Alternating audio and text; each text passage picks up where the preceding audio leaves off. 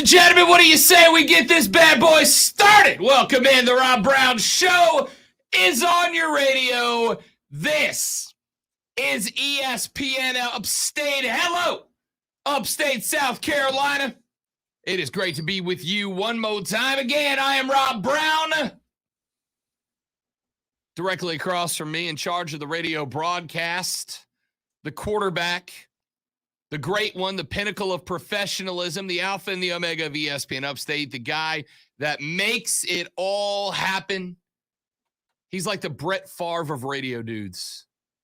I was going to go Tom Brady, but realized he might have turned off my mic, so decided to switch last second. That's the best I could come up with. Lonzo, back in the air chair. What up, big dog? What a wonderful weekend to be a football fan for most people. And I think to myself, it was a good weekend to be a football fan. Not a South Carolina one, but like Clemson and Carolina and the Chiefs. Not the Saints either. Not a great way. What a hell of a comeback effort they had. Just not good enough. But you know what? It's a good day, boys and girls. All right. It was a good football weekend for me, except for one of my teams. I'm sorry that your team didn't win. Hey, you know what? It's okay. They tried really hard. They tried their best. And I just hope both teams had fun. Okay? You know what? What a weekend it was indeed. Had a blast. Good times. Had by all. And I got to tell you, Lonzo, we're going to dive right into it. We're going to go on the clock today because, boy, howdy, do I have lunch breakdown stuff to get to today. We're changing it up. It's not just, ladies and gentlemen, the lunch breakdown today. Today, it's the lunch game breakdown because we got a lot of stuff to get to. So let's get to it. Let's do lunch. This is a very nutritious lunch. All the food groups are represented. You guys are here. What in the wide, wide world of sports is going on here? Lunch!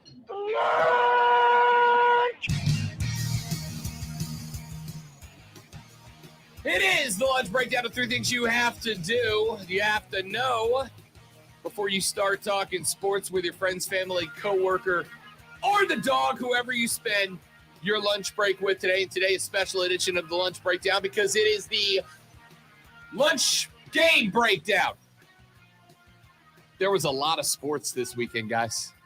Just all the sports, and it was great. We start. I'm not so much doing items today as we are just breaking down games one after the next. And we start, if you don't mind, Lonzo, with clip 2. On Friday evening, the boys in the red, white, and blue, the Stars and Stripes, the Yanks went up against their, I'm going to say, heated rivals in L3. That would be Mexico. A big match in World Cup qualifying. One that should the Americans find themselves on the winning end of, might possibly bump them up to the top of the table with a dub. And what did they do? No big deal. Just this. Corona. This is Weah for the US. And Weah does well! Very well! Christian Pulisic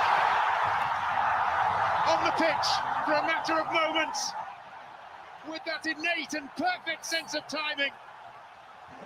The man who earlier in the year showed ice-cold nerve to win the Nations League final against Mexico with a potentially decisive moment against the old enemy in a World Cup qualifier.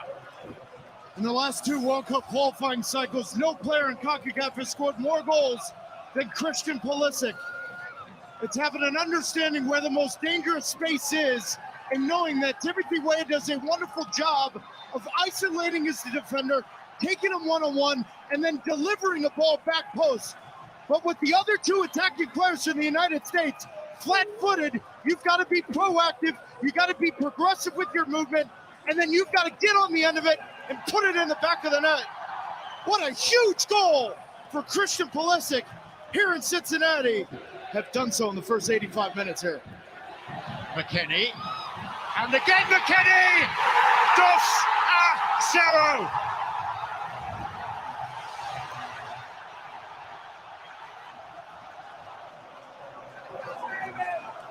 A potentially defining moment for a growing yet youthful team.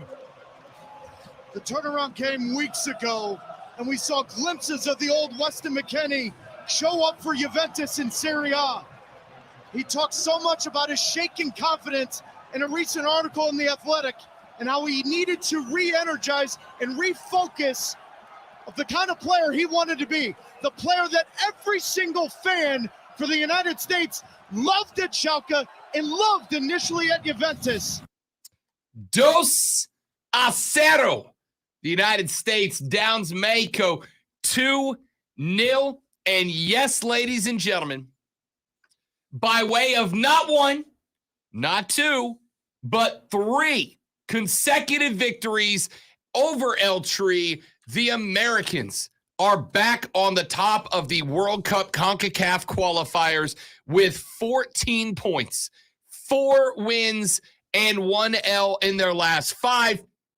Mexico gets down. They also have 14 points, but by way of a few different tiebreakers, the Americans have claimed the top spot on the table, 1 point ahead of Canada, tied with Mexico, but the tiebreakers go their direction. The next closest team is Panama with 11. So the Americans are where they ought to be atop the table. Pulisic with a goal, Weston McKennie with a goal, unfortunately also a yellow card, so he will be suspended from Tuesday evening's matchup against Jamaica, another big game for the Americans. Pulisic, of course, coming in dealing with an injury. They sub him on late in the match, and it proves to be the distance. The Americans end up with a win, but they were not the only soccer team in action this weekend. I'll go to clip 2A if you don't mind here. Lonzo, your reigning,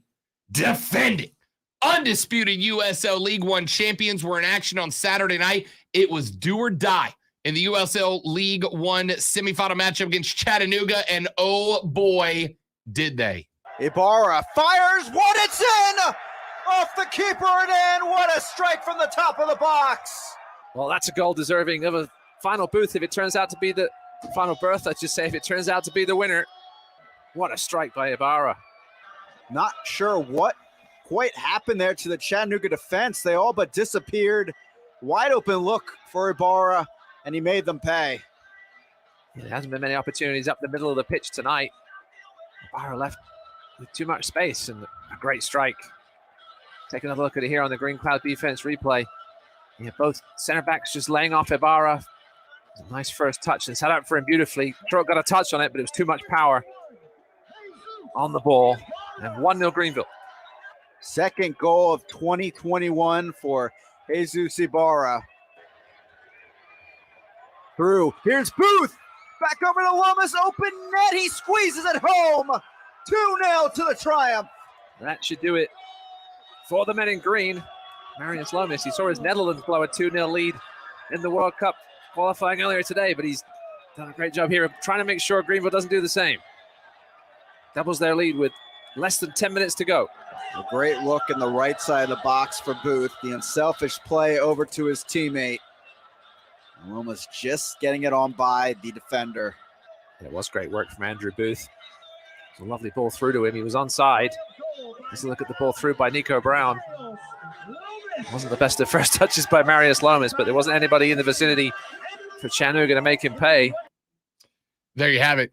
2-0 for the Triumph as well. 2-0. They knock off the Chattanooga Red Wolves, and they will move on to your USL League One Championship final. That game will be Saturday evening at 7 o'clock. It'll be live on ESPN Plus and locally right here on WYCW Channel 62. That is your local CW network. They will have that game live on Saturday evening as well. Waiting to hear on finalized plans for a watch party for this game. I'll let you know if and when we get those. But suffice to say, the boys of the Ville are moving on to the USL League One Championship, trying to go back to back. Last year, of course, they win the title after going wire to wire as number one on the table. No championship game last year because Omaha had a bout of COVID within their team a few days before the championship.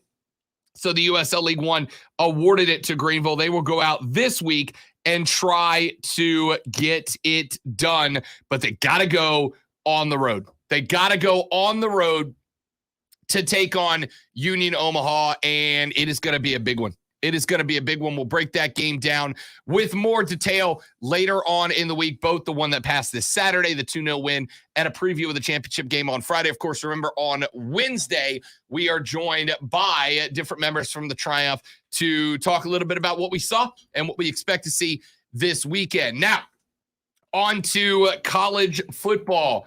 I got to tell you, I don't know how much of it you got to see, Lonzo. You hate to be pessimistic. You hate to be negative about a win, especially when it's got a scoreboard that says 41-77. But Lonzo, if that wasn't the most pain-inducing 44-7 win I've ever seen out of the Clemson Tigers, I don't know what is. They had injuries racked up around the field. There were mistakes around the field. The first half was absolutely sloppy. Look, it's a good win. And if you're Clemson right now, you are simply looking from wins. But after bobbling the open kickoff and then taking it to the house, including a high five with a teammate on the way in to open the scoring for UConn. Granted, it was all Clemson the rest of the way, but why did it look like so much of a struggle against a bad UConn team? Yeah, as someone who roots against another team, that very first play was like, oh, this is so cool, and knew it wasn't going to last that way. But in the end, what it comes down to, doesn't matter how ugly the win is, it's still a win. And most people who are, if you're not rooting for that team or don't care about that conference, they look at the score and go, yeah, that's what I expected. That's the kind of scores that Clemson should be putting up every week. So I'm not going to be down on Clemson because they won the game. Yeah, it was ugly. They won the game. And usually ugly wins are by like 2 points or something like that. And this win was by a whole lot more than that.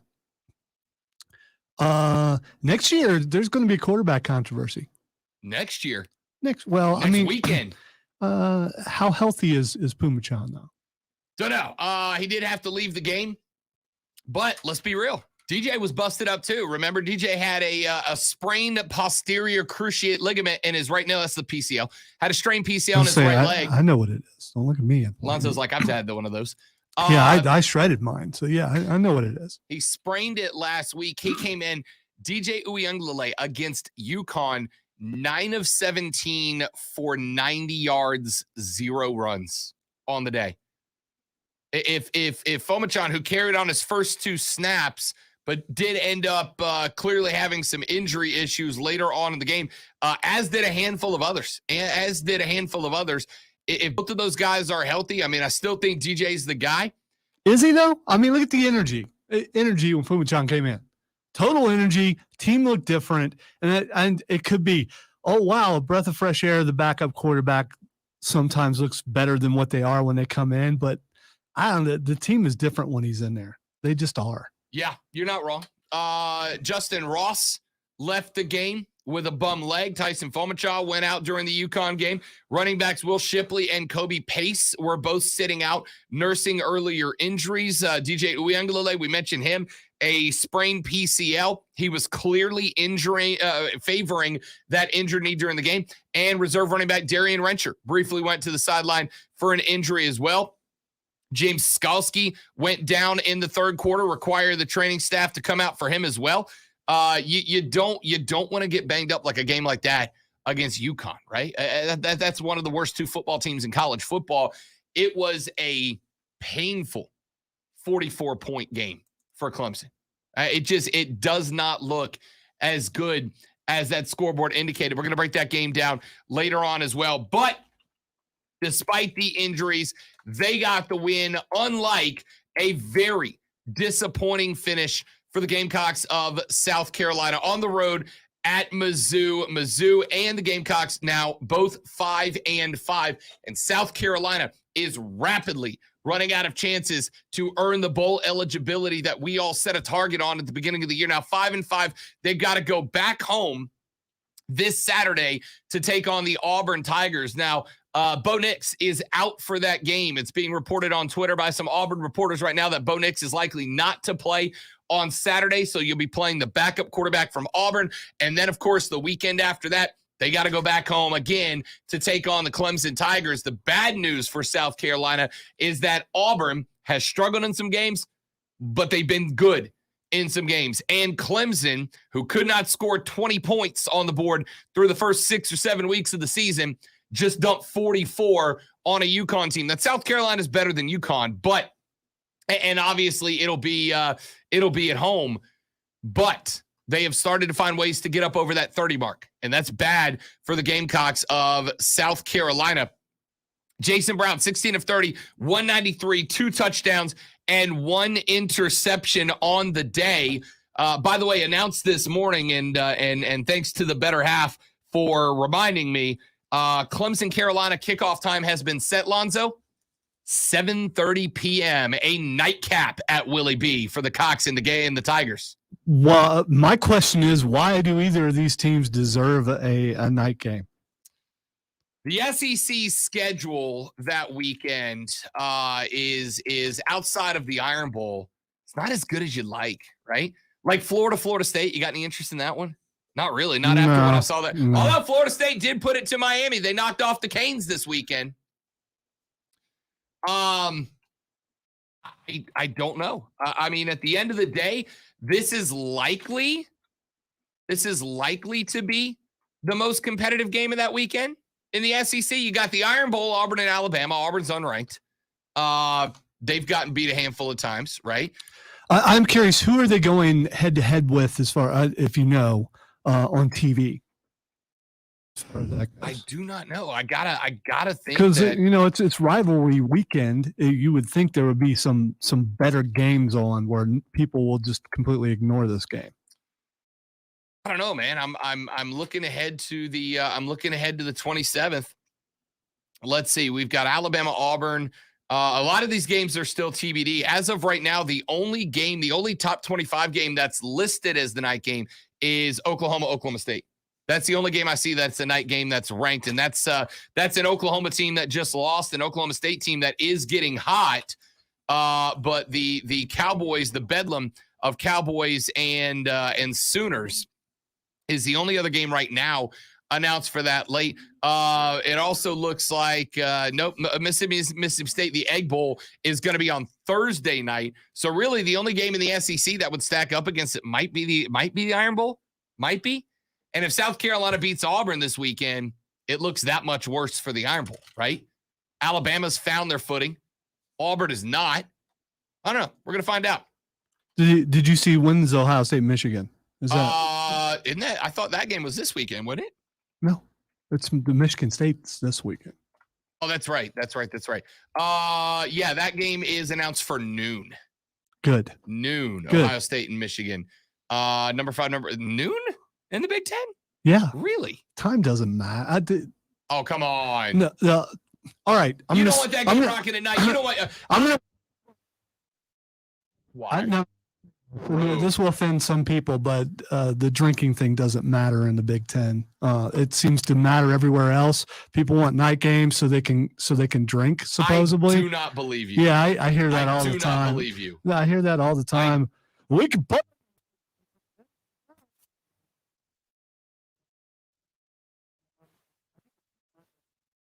Play during the day because it's easier to identify the rabble rousers and the fights and things that happen before and after, while at night, some of that stuff gets masked by darkness. I don't believe or agree with any of that. None of it. You don't have to or believe, but it's true.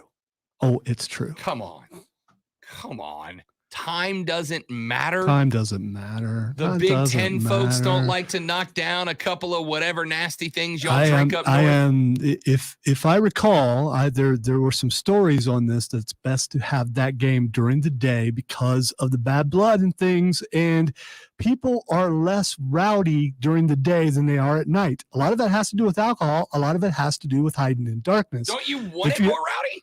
It's the biggest game of the year in the Big Ten. I think You we're don't want the talking. atmosphere? I do believe that we're talking about a different kind of rowdiness. The kind of rowdiness I'm talking about is, flat out fist fights and riots afterwards. You're not going to do that as much in the daylight as you would at night. I want every one of my rivalry games at night. I want every one of them at 7:30, forever and always. Forever and always. Every rivalry game should be played at night, under the lights. Best football is night football. Okay, because why? The rowdiness and the rabble rousing. Because 5%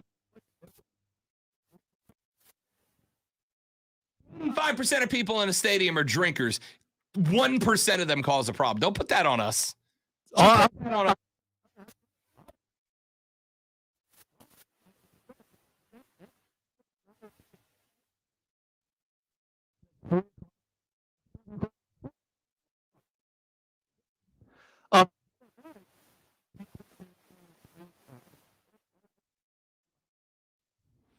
It's about the alcohol. That's the only thing it's about.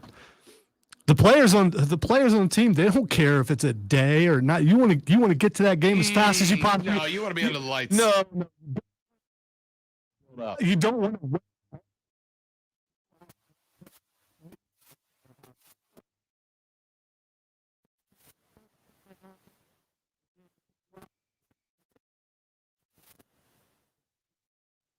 Oh, you Big Ten people. You Big Ten people. There are a lot of people who think the way I do. In the Big Ten. Period. All right. Let's go to break. When we come back, we've gotten through Clemson. We've gotten through. We started South Carolina. We'll come back and evaluate more of them coming up in a minute. We have gotten through Team USA knocking off Mexico. We've gotten through the Greenville Triumph and their 2-0 win over Chattanooga, onto the USL League One championships. Now we've got to finish up South Carolina. And of course, we got to get through the Carolina Panthers as Cam Newton ends up running for one, throwing for one in his first game back with the team. We're going to break that out for you. I think coming back, does that mean we can go to break, Lonzo, or we don't know what's going on? Super. Well, I forget the band's name. It said, let the music play. Well, the music's playing, but we can't hear it. So let's find out what happens when we hit the commercial break. Oh, whoa. Listen to the music? That's the what? Allman Brothers? No, Doobie Brothers. Yeah. Doobie Brothers. You just offended a lot of people around here. If you listen to the Allman Brothers, you listen to the Doobie Brothers. And if you listen to the Doobie Brothers, you listen to the Allman Brothers. That's just a fact. That's science. So you're probably right. Can we go to break now? Go to break now on the Rob Brown Show on ESPN Upstate. What the? Are we being invaded? Are we just rolling with it?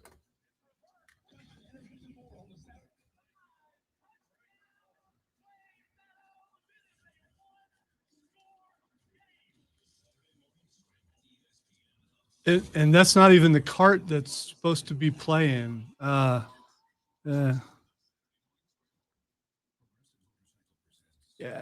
I think I mean. That's the system. I don't think that's the carts. Especially since I, crap.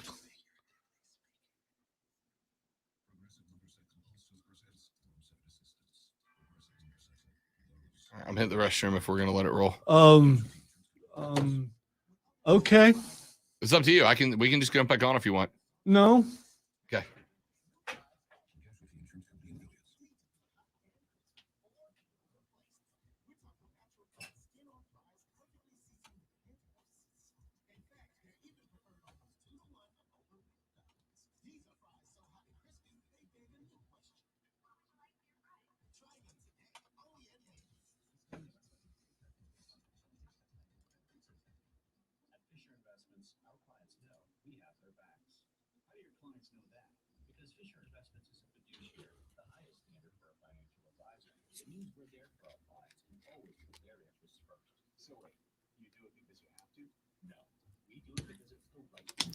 All right, so it was going nuts, and then as soon as you walked this way, it cleared up.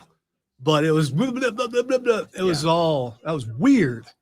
I played the music, nothing happened out of 2. I mean, it was playing, but I couldn't hear it. The air signal is working.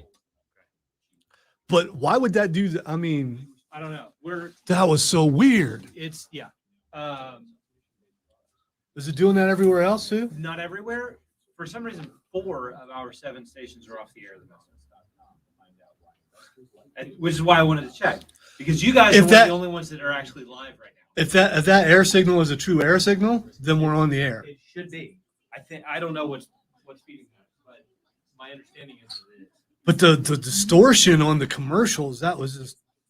Luckily, the first couple things that it was doing it on were not commercial. They were barter stuff and promos. So,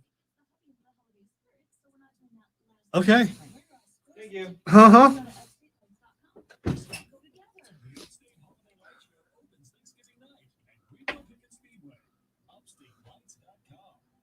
report is sponsored by Wendy's. Right now at Wendy's, see why everyone is raving about the brand new fries. Natural cut, skin on with a hint of sea salt and guaranteed to be. Thanks, Stephen. They upgraded the systems and they're not doing well.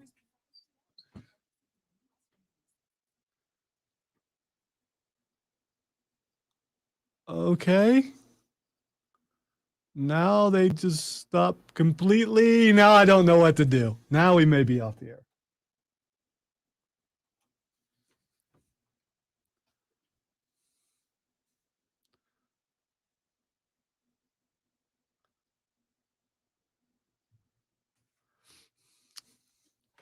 We just went off the air. We just went off the air. Yeah. All right, stream. Hang out with us.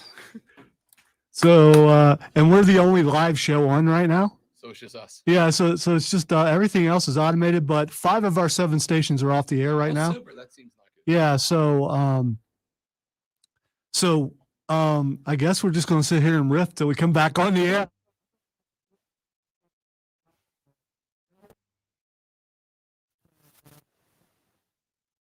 Jiangxi, not because I didn't have it in the plans. We had we lost one of our pets this weekend.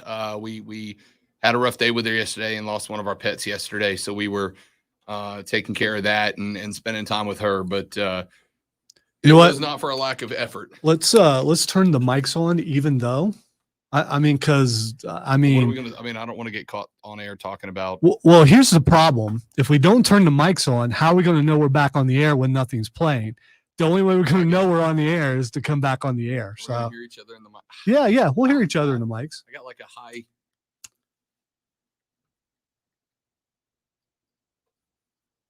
Should we just like roll music on the air or something? Well, you could turn the mic on and see if it still does that.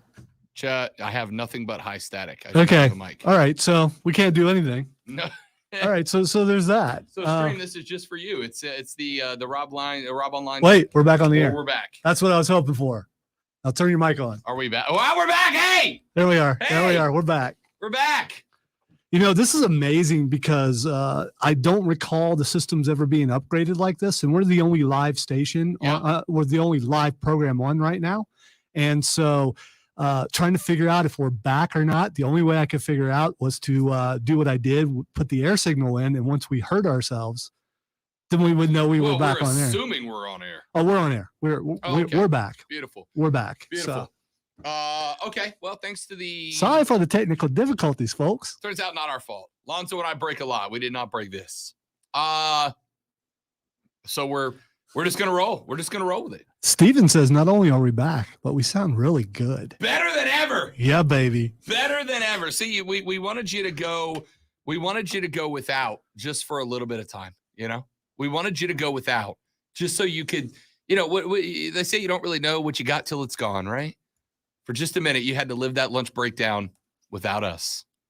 Don't you feel better that we're back in your lives? Oh, we were on the air the entire time. We just missed some commercials. Oh, okay. Yeah. That's all.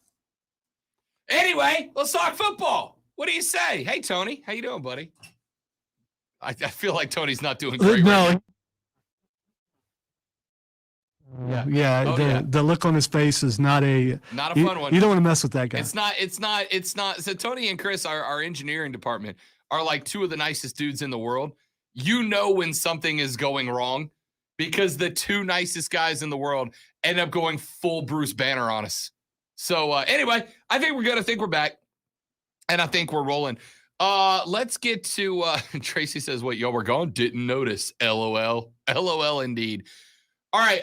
So South Carolina v. Mizzou started off okay. Kevin Harris, 2-yard touchdown run after an 8-play, 45-yard drive. That took just 48 seconds. And I got to tell you, for that moment, your buddy Rob Brown was thinking, hey, maybe they found it. Maybe they found it. Then they did not find it. There was an interception. There was one of the worst fumbles I've ever seen. All right. Jason Brown's back in the pocket. Harris is next to him. It's the simplest handoff in football, right? There's no quarterback has to turn, has to find the running back, has to line up the handoff, has to put the handoff into the pocket. Running back has to catch it on the fly. It's the simplest handoff in all of football, with the running back standing next to the quarterback in the shotgun. Get the snap, put it in his pocket, let him go. And they managed to botch that. And this is exactly what I've been talking about with South Carolina this year. The frustration is not so much with the L's. The frustration is that the L's have come with these kind of mistakes that need to be fixed, can be fixed, should be fixed, and they just haven't. You know, I get that. That was bad. But then, you know, the rest of the game, it's like the line forgot how to block. There were guys coming in. And Jason Brown was getting killed. He absolutely was getting killed. And once you start getting, you're going to start making some more mistakes because you're worried you're going to get your head knocked off every play. This was like team lethargy. Like someone came in lethargic and someone else caught it, and it just went throughout the rest of the team. And suddenly it looked like a Muschamp led team. And I was having a discussion with our buddy Tim down the hall earlier about this, and then he pointed out, and I came to the same realization at the same time, it is a Will Muschamp team. So you've got to believe on occasion they're going to revert back to Muschamp ball, and that's what they did. Yeah, it was. It's exactly right, and I think I don't know. Here's the problem, Lonzo. I accept that, right? These are Muschamps guys that are in a new system, that are trying to find themselves. I'm good with all that. I'm for all that. But I can't blame quarterback can't make a good handoff out of the shotgun to a running back standing next to him on that's Muschamp's fault. That's not Will Muschamp's fault. I'm going to sound like a Gamecock apologist here, and that's fine. But that happens on all levels of football, including the NFL. I'm sure if you look around, there are a couple of those yesterday in the NFL. Maybe, but you can't do it in that spot, right? You've got them. You put an 8-play, 48-second drive together to score already. You're down inside on their side of the field. This drive's going well, and you put that ball on the turf. You can't do that. And that wasn't the only one, right? But that wasn't the only mistake. In fact, I'm going to do after the show today, I'm going to do a Rob Brown breakdown, a little video where I'm going to actually walk through. We're going to do a little game film of this game because there were about 9 plays that absolutely infuriated me. Absolutely infuriated me. Just unacceptable. Just unacceptable stuff. I watched on one. I think they're down 14-7. May have been worse with the ball. And there's just not just a busted play, but awful. Back in the shotgun is Jason Brown. Harris is to his right. They run the right guard and the right tackle on a pull around the left-hand side, which is fine.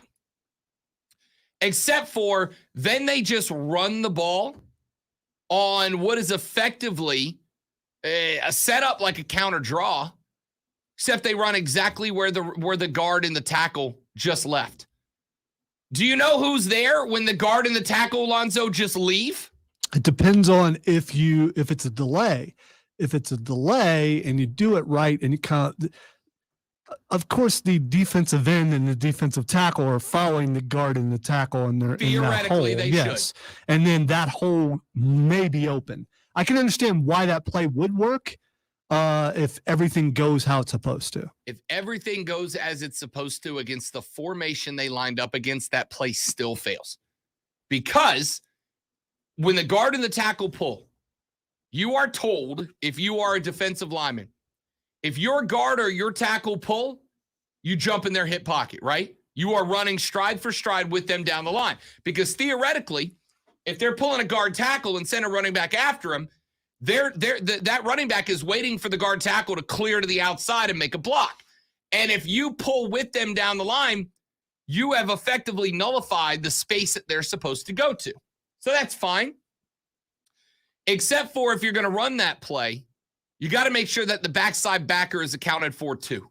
If you're going to run the play South Carolina ran, which is you're going to run it outside towards the area that was vacated. Because again, the other aspect is when the guard tackle pull, the defensive line is supposed to, specifically the defensive end, is supposed to get in the hip pocket and go with him. But if you don't draw that outside linebacker to the far side with him, if you don't play fake that direction, it's going to bust up. So the linebacker doesn't come through the hole, but they scrape because they're seeing where that's going to their left or the right. And they're coming over the top. Yeah. So in theory, there could be some space there. But what that requires is the halfback, the running back, and the quarterback to commit to a play fake that looks like it's going left. You get the linebacker to scrape off the top to the position where the guard and the tackle are pulling to, and then you have the halfback take a step and then reverse back the other direction. And what you're hoping is going to do is you're going to set him up 1v1 versus the backside cornerback or safety, who is a safety valve on that play. And now you got, I will take Kevin Harris v one-on-one v pretty much any defensive back in the country. But that's not what they did. They pulled the guard, they pulled the tackle, and then they just straight ran at it. Straight ran to the spot where those guys left. And it got blown up for a loss of like 8 yards. That is a critical mistake. That is basic coaching. I mean, that is coaching 101.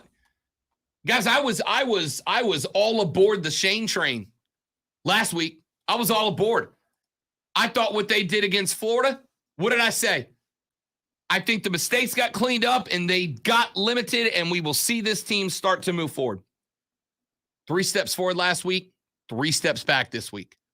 Now look, South Carolina is not an inherently better team than Mizzou. And I also told you all last week, this game matters to Mizzou just like an equal amount and for the same reasons that it mattered to South Carolina, and they're at home. This was not an expected win, right? Clemson was an expected win over UConn. Anything less would have been terrible. This was not an expected win for South Carolina, but what you'd like to say is you put the same energy, the same enthusiasm, the same smart coaching that you put against Florida up against Mizzou, and you win the game. They did. Good news is, Lonzo, they still only lost by a field goal.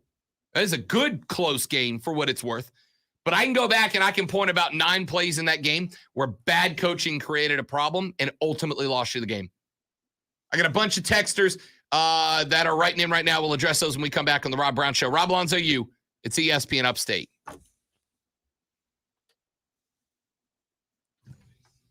I'm getting text saying dead air.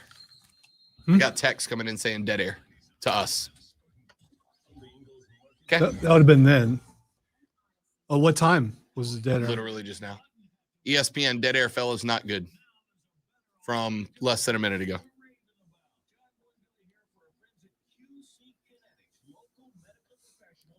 There's a better biologic treatment, highly concentrated healing properties on your own body put directly in the affected joint, restoring and repairing damaged tissue the way your body was designed to heal. If you're tired of the Band-Aid solutions like drugs and steroids and you really want to avoid surgery, you need to check out QC Kinetics. Regenerative, restorative, natural treatments for knee pain, back pain, shoulder pain, pain in your hips. Don't continue to suffer and don't go in for surgery until you check this out. See if you're a candidate. QC Kinetics. Call 864-448-3772. That's 864-448-3772. No surgical pain relief with lasting results. 864-448-3772. Spectrum Business is proud to support small businesses with the best internet and phone services at the best value. But we want to do more. So now, for a limited time, get 1 month of services for free. That's right, 1 month on us. Get 200 megabit per second internet and business phone, and even TV, all free for 1 month, plus free installation. Call 855-757-4544 or visit spectrum.com/business today. Restrictions apply. All right, so you guys, all right, I know you guys on the stream can hear us. Steven, I think you're listening on the radio as well. Did we go dead air in that last segment?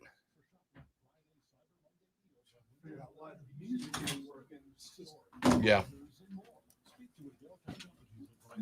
Play 3.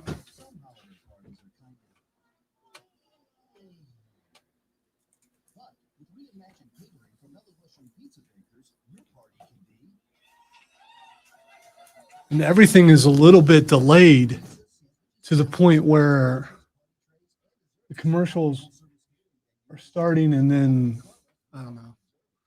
It's weird.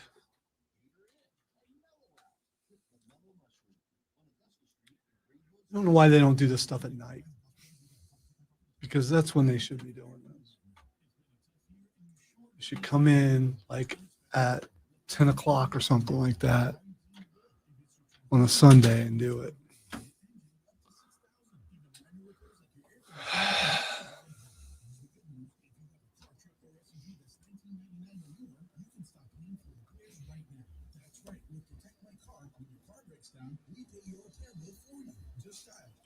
For newer, you can stop paying for repairs right now.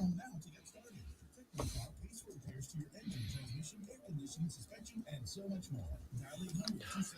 This is frustrating because you don't really know what to do. I was gonna say I mean, there really isn't anything we can do except for I don't know. Just kind of keep going, see what happens. Yeah. Let the folks in the know.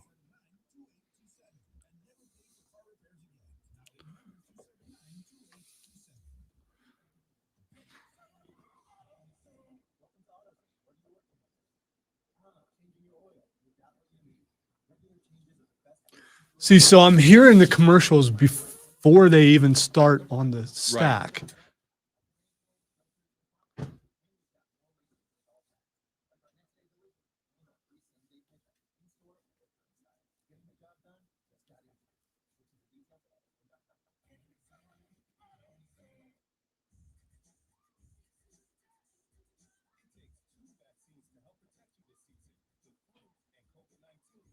So this makes it hard to look at the clock. I mean, because I'm looking for this to be done and it's going to end before it actually says it does.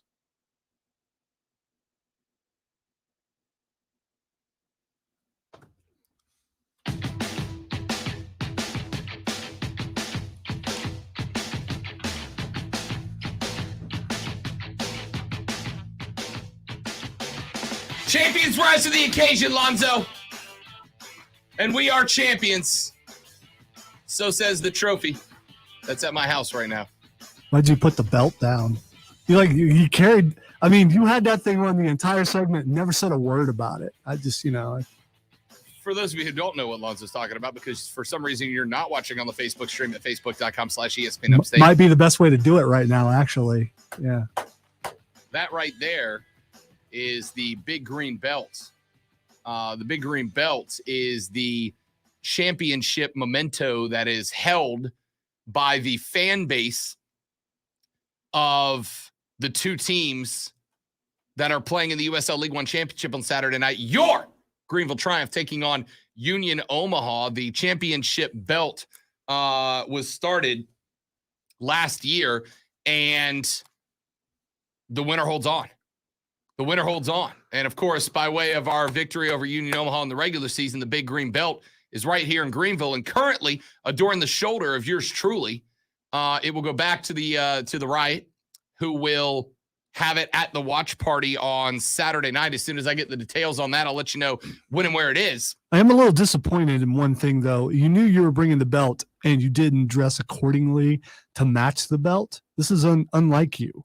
Maybe you knew we were going to have a day of chaos, and so you decided to dress accordingly. Well, so what actually happened is your boy's kind of an idiot. Lonzo, and at the last tailgate, basically we passed the big green belt around, so everybody in the right gets to hold on to it for different parts of whatever game. Well, at the end of the last game, I sit in the supporter section and I play the snare drum and the drum line. So after the game was my first chance to hold on to the belt. And as we were leaving, we were all going to the post-watch party, as we always do. So I was like, I'll just hand it back to the guys at the post game, and then I forgot to because I am the dumb. So it's with me. It'll go back to my good buddy Andrew, who is in charge of the riot, and he will have it at the game watch party on Saturday evening when your Triumph try to go grab us a second championship ring in a row. By the way, 3 consecutive USL League One finals for the Greenville Triumph. Lonzo, if you didn't win any of them, you'd say you built a pretty good franchise if your team goes to 3 straight Super Bowls, right? Yeah, that's not bad. Not bad at all. Not at all. Not at all. So the belt is right here with us. It'll be at the watch party Saturday night. Your reigning defending USL League One champions, the Greenville Triumph, by way of a 2-0 victory over Chattanooga on Saturday, are going for another ring. And we'll have that full breakdown for you of the match from Saturday later on in the show. And then later in the week, we will preview the League One championship. We got to see this match played out twice this regular season, and we will do another full breakdown of it later on in the week. So a lot of stuff to get to, a lot of stuff to talk about, and we're going to roll on with it. Here's what we're going to do. Let me get this. I got a couple of texts that have come in about the Gamecocks. Texture says absolutely no energy from the Gamecocks. That's on coach's inability to get the team ready to play. That South Carolina team is not motivated by Shane Beamer. Another texter says Shane Beamer couldn't coach his way out of a paper bag. End quote. I don't know, Zoe. I can't say they can't be or he can't do it because we saw it a week and 2 days ago, right? Like I was at South Carolina versus Florida. I was at that game. And I absolutely felt that energy. I absolutely felt that team was motivated. I absolutely felt that team was ready to roll. I felt that team was as hype as I have seen that team all year long. I really did. And I expected it to carry over. Now, maybe this is just one of those teams that reacts better at home than they do on the road. And that's certainly what it looked like from the last 2 weeks. But the disappointing part to me, Zoe, was not the L. I knew South Carolina could lose this game. All right. They are not better than Mizzou. I'd say those two teams are roughly on equal footing. They are not better than Mizzou. Those two teams are roughly on equal footing. But I did not expect the same mistakes to show up again. I did not expect the same mistakes to get made again. I did not expect for that team to feel as down as that team felt. And that team certainly felt down. It certainly felt like that team was not of the same mentality that they were the week before. And that was wildly disappointing. That's unacceptable. It's hard to get up for a game on the road, right? But after what you did last weekend against Florida, I expect you to. And they didn't. I got to tell you, the meter has bounced up and down, back and forth, left and right on Shane Beamer all season long, right? Like we were crazy hype about the guy. I was not hype about the hiring.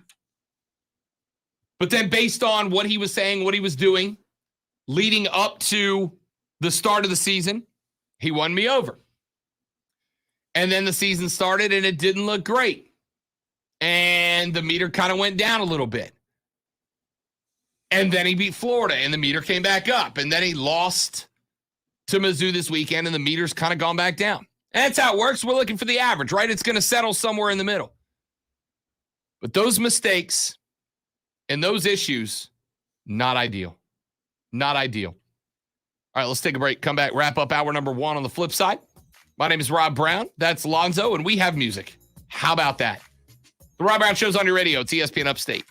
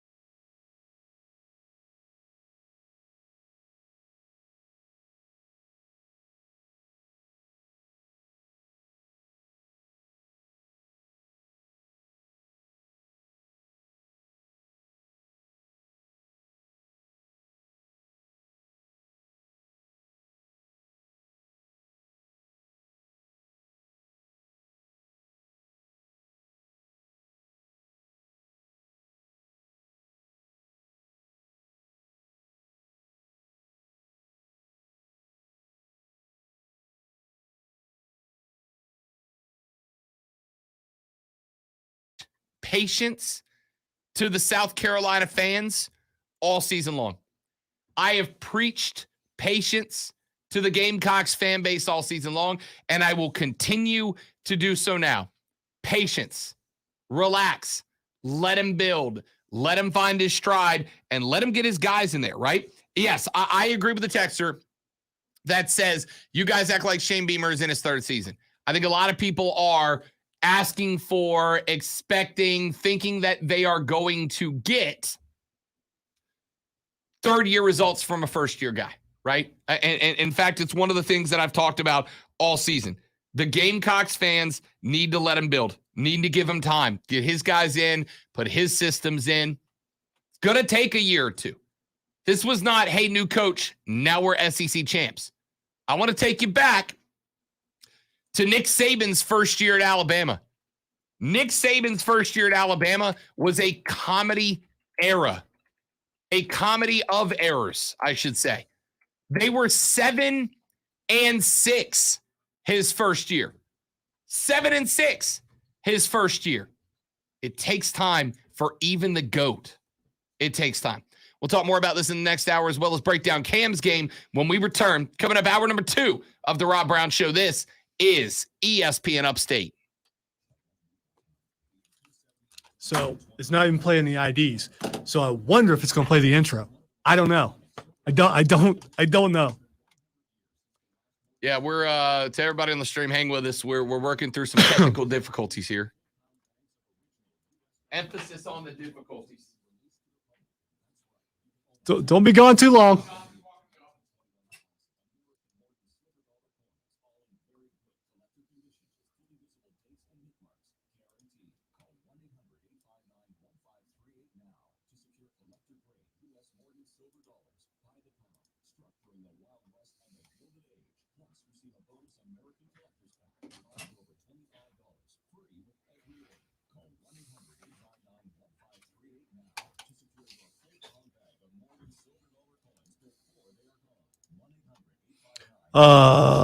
Do we have guests? Any guests today? Corey. One's already. Okay. Maybe. I don't even know if, I guess it'll work. We ain't going to know till we try, though. True story.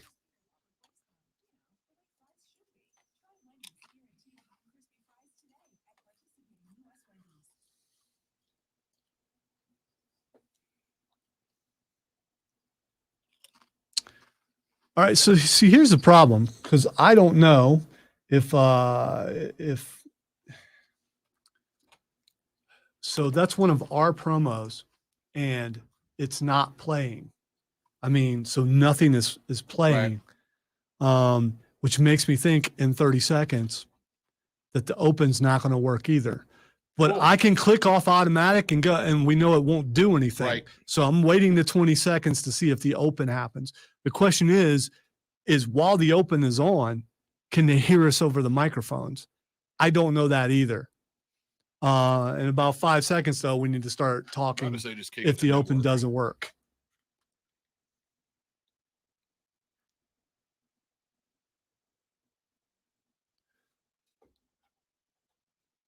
Okay, we're back.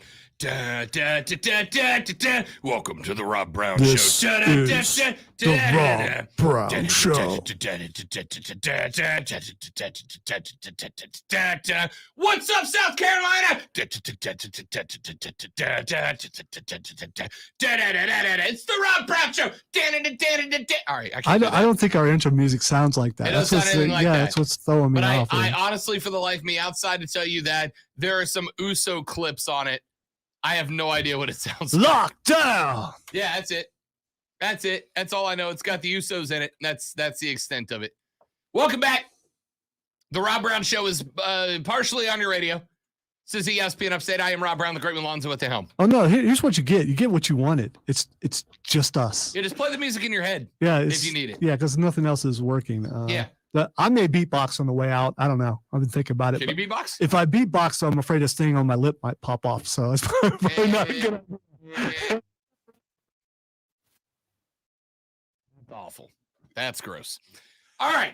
The Rob Brown Show back into radio. Sans Lonzo beatboxing.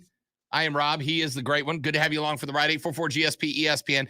Text this on the Eagles Market text line at 71307. Start your text with ESPN so we can read them on the air. We love it. Yeah, that's still working, right? The text line? Text line works. You know what else is still working? The stream, as far as we know. Stream works. Facebook.com/. In fact, today, of all days, today would absolutely be the day to join us on the stream because you'll get to see the frustration behind the scenes.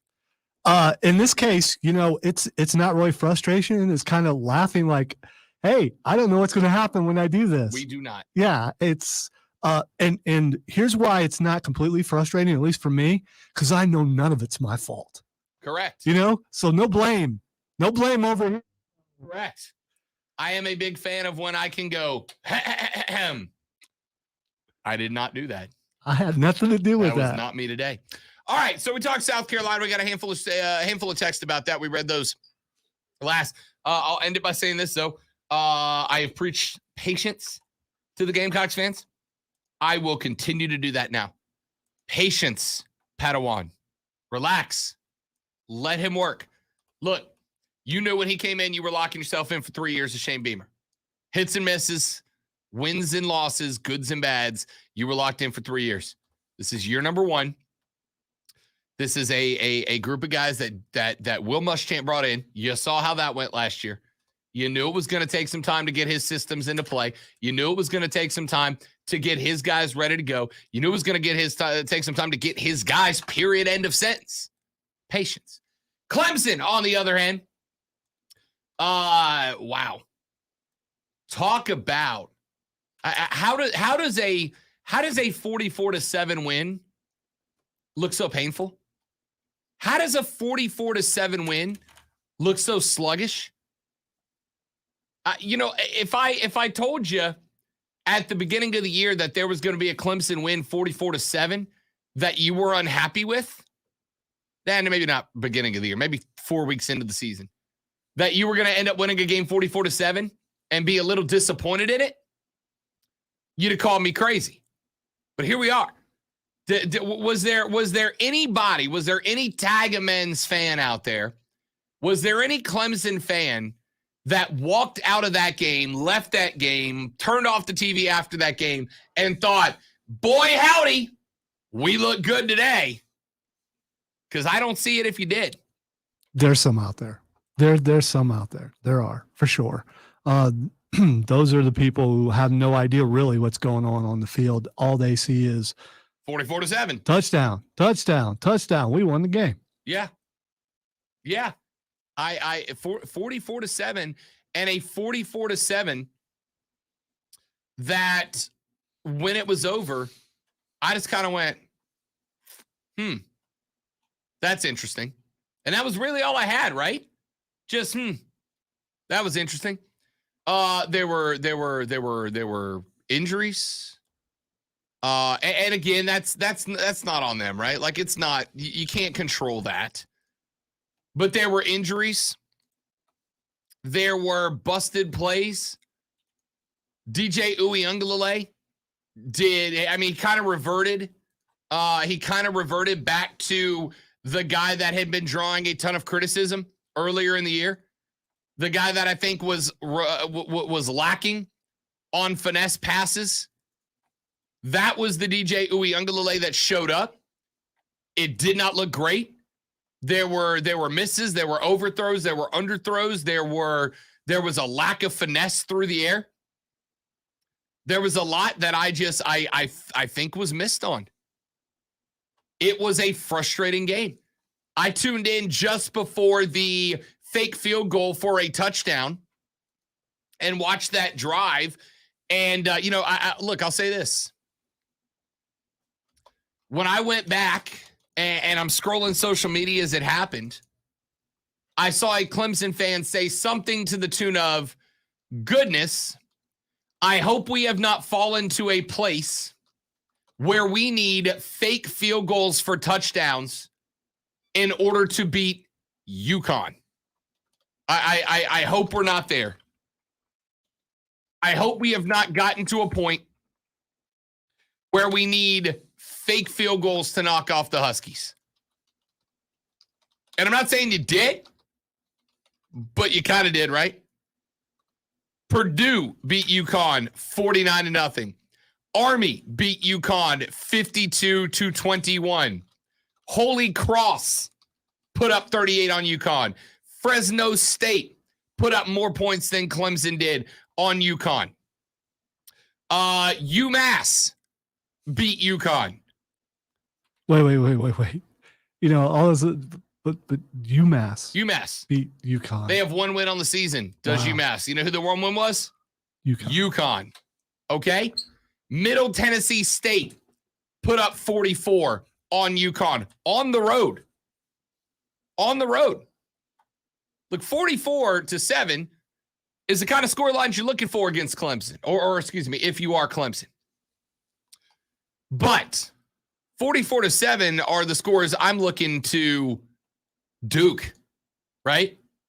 I'm looking for you to knock off Duke 44-7. I need you to get up into the 50s minimum to take on UConn. There was a lot that went wrong. There's a lot that went wrong. And you know, it's for the record, don't get down on me, Clemson fans, because I'm about to do the same thing to Carolina.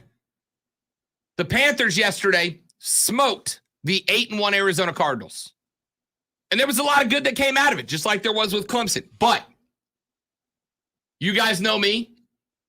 I try to be a realist before I try to be an optimist when I'm on the radio. And I got to do that here. Carolina knocked off an Arizona team that was missing its starting quarterback, and Colt McCoy was under center. That was missing its number one wide receiver. That was missing its number one running back. That was missing its number one offensive lineman. Granted, he still put up a ton of points, and that's the gold star for the Carolina Panthers, but I don't want to pretend like they just knocked off the Super Bowl champions. Breaking news, but I can't play the sounder, so I can't. Not bad, but you probably just broke something else. Chase Young has a torn ACL and will be out for the rest Done of the for the season. year. Yeah. How about the Washington football team putting it on Brady yesterday? Made them look. In fact, Bruce Arians after the game said that his team was, quote, dumb, end quote. He said, we are dumb as a football team. Beautiful line. We're going to come to that when we look through some more NFL and college games later on. But, you know, look, it's like I said, Clemson fans, you don't want to completely be down on a 44-7 win. Okay? You don't want to be down on a 44-7 win. Of course not. But you have got to be honest. You have got to be honest about what you saw out of this team. Clemson fans, did you walk out of that game? Did you finish that game if you were watching at home? Did you end that game thinking to yourself, boy, howdy, we look better? You know, the injuries stacked up. Like I said, you can't do anything about the injuries, right? That just, unfortunately, that's football. Unfortunately, that just is what it is. It's going to happen. And see, I think most Clemson fans are just looking forward to the next game and the chance that they still have a possibility of winning the ACC championship. Still need help. They do. They're not even guaranteed to play for it right now. Well, they've got to win their next game, however ugly it is, right? Yep. Absolutely. You like to use those games to build some momentum, right? You like to build those. You have to use those games to build some momentum. Now you got a chance to take down Wake, which you have to do if you want to get into the ACC championship game. You got to knock off Wake this weekend. Wake Forest is coming to Clemson on Saturday. That is a noon game. That is a big game. That is one that the Tigers must win. You took some momentum. You built some momentum. First and foremost, we got to see what the injury sheet looks like, right? We got to see what the injury sheet is going to look like coming up to Saturday's match. You have got a lot of dudes that are banged up. We know that DJ was playing and favoring that right knee after spraining his PCL last week. We know that Tyson took a shot. We know that Skalski took a shot, had to get the trainer. Darius Rencher had to get to the trainer. Justin Ross had to come off and did not come back. There was a lot of injuries that racked up. First and foremost, we got to see what the injury sheet looks like at practice later on this week. But you want to use a game like UConn to start putting some momentum out there. And I got to tell you, Lonzo, what do you build momentum off of that UConn game? What do you build? The passing game was not great. The run game remained consistent. I've told you guys, I think Will Shipley now needs to be the heart and soul of this team. That dude needs to be, and I hate to say it, but as long as there's still the chance, the outside chance to earn your way into the ACC title game, Will Shipley needs to be running the ball 25 times a game. Well, you're going to wear the tread off, but you got to do it. Here's how you build. Here's the positive you take out of it. It basically was a shutout as far as your defense goes. And despite injuries, the defense was able to play well. And this is one of the more dominant defenses in all of college football. You build off of that, and you tell the offense they need to live up to the defensive standards, get somewhere near that. And with that, you're going to win the rest of your games. I mean, I hate to be the guy that's out here taking a tinkle on everybody's parade. But let's not pretend. Stop making me stand up for Clemson. Let's not pretend that was an incredible defensive stand against the 1-9 UConn Huskies, right? Let's not pretend that was some game defensively that we need to go, wow, look at those guys. They're incredible. They did beat Yale earlier in the year. That's a hell of a win over Yale. What's Yale's mascot, Lonzo?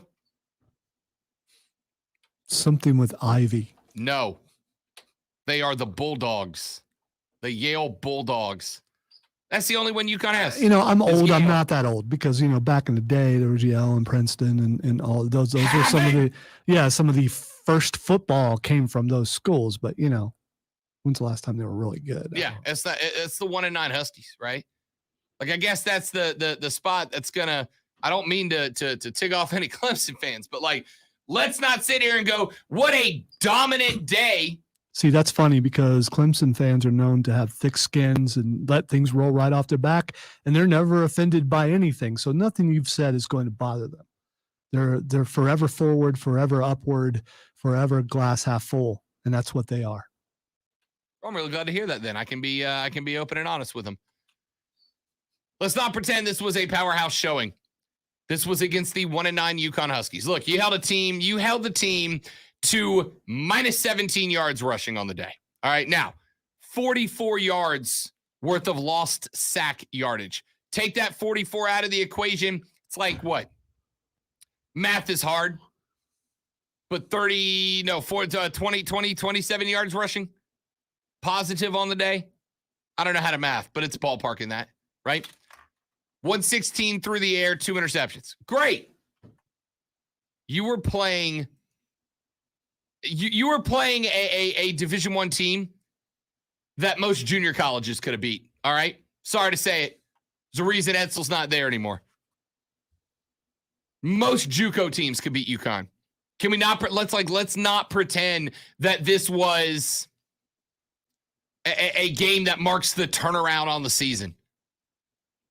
44-7 was the baseline minimum I expected. Baseline minimum. Phil Moff, 17 carries, 49 yards. Darian Rencher, 14 for 37. Will Sweeney, 1 for 6. That was the touchdown run on the fake field goal. DJ, 21 of 44, 241, a touch and a pick. Hunter Helms, 3 of 8 for 42. Tyson Fomachaw only threw 1 time, 1 for 133 yards. You got the chance to get some young guns, some XP late in that game. But let's not pretend that this was like a turnaround game for the Tigers. All right, when we come back, we will talk Cam Newton and the Panthers. He made his return. He ends up throw and run and run and one. But Panthers fans, I'm excited for you. That's a big win on the road against an 8-1 Arizona team. There's a lot to be talked about, a lot to be discussed. But also there needs to be a healthy dose of reality poured on this one too. And I'll do that next because I'm a terrible person. The Rob Brown Show's on your radio. It's ESPN Upstate. All right. In theory, QC Connects, well, it will be in this break. I can't tell you if they'll. I'll prepare just in case. Okay.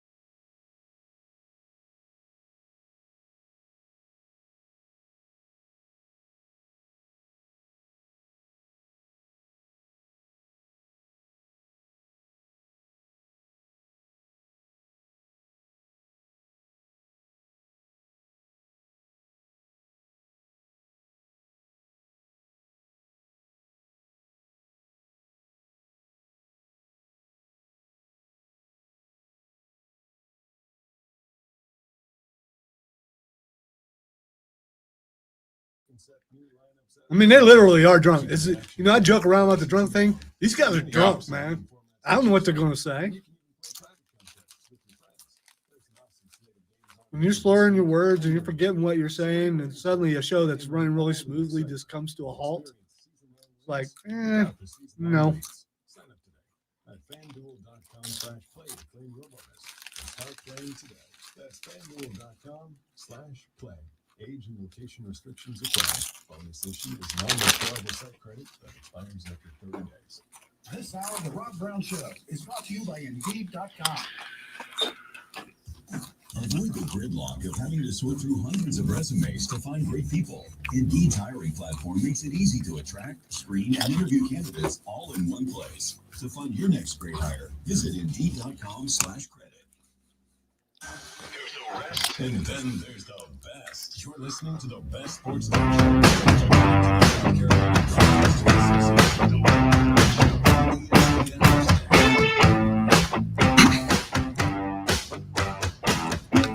Yay! Give you some professional advice to all you aspiring broadcasters out there. Don't eat crunchy foods 10 seconds before you got to turn your mic on. It will create an issue. You're good. That tradition started before you with the guy who comes on after us.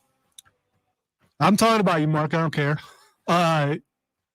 He always accused me of not telling him when we were coming back from break on purpose because I saw him take a bite.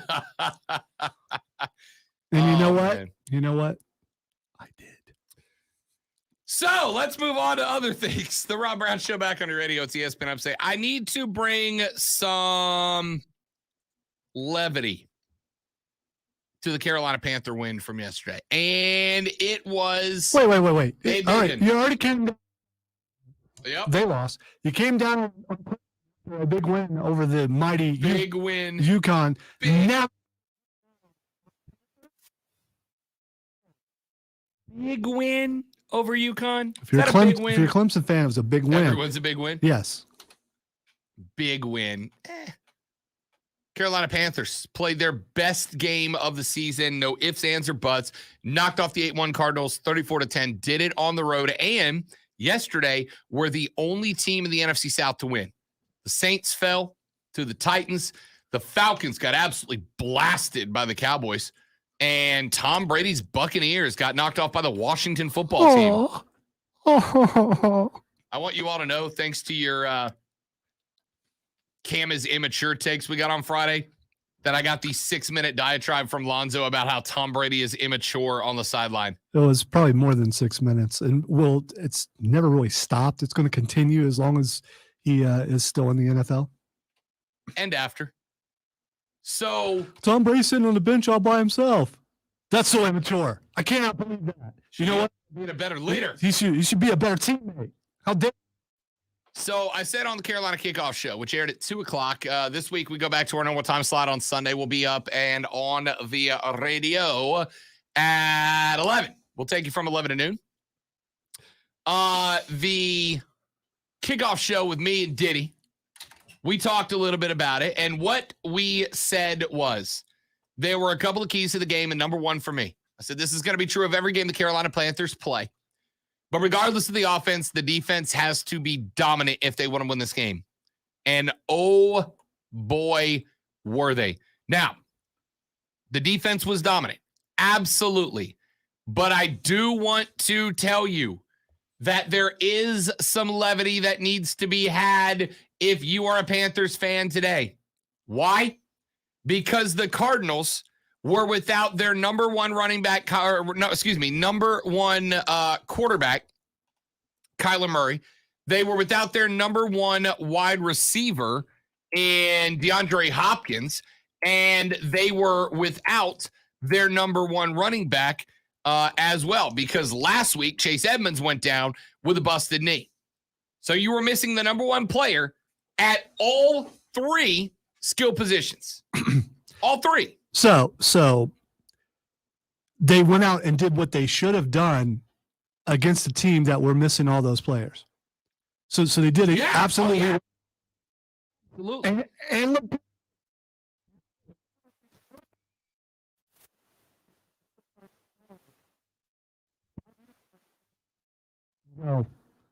Carolina won this game. You're not going to know that Arizona didn't have all those players. That's a part of the game. Injury is a part of the game. Right. I don't disagree. However, in this moment right now, because this is here's what I don't want to happen. I don't want to happen exactly what happened in week 4. What happened in week 4? You won 3 in a row to open the year. And I came in and I said, week 1, hey, the Jets are bad. Don't get hype. And I said in week 2, hey, the Saints were missing 7 starters and 11 offensive coaches. They were up against the ropes before the game even kicked. Don't get hype. And then in week 3, I said, hey, the Texans are a bad football team. Don't get hype. And oh boy, howdy, did the Panther fans start reporting in line to the Rob Brown Show to tell me this, that, and the other. Oh, we're in the playoffs. We're going to win the division. We got this. We got Brady sucks. No Breeze. We're going to add that. And then what'd y'all do? Then what happened? 4 L's in a row, and only one of them to a good team. Only one of them was to Dallas. The rest were to bad teams. Philly bad, New York bad. I'll give you credit for Minnesota. All right, unless I misheard last night, and I don't think I did. If the playoffs were to start today, Carolina would be in it. They would. They'd be in as a 3rd wild card. Okay, but so here's the bad news, Lonzo.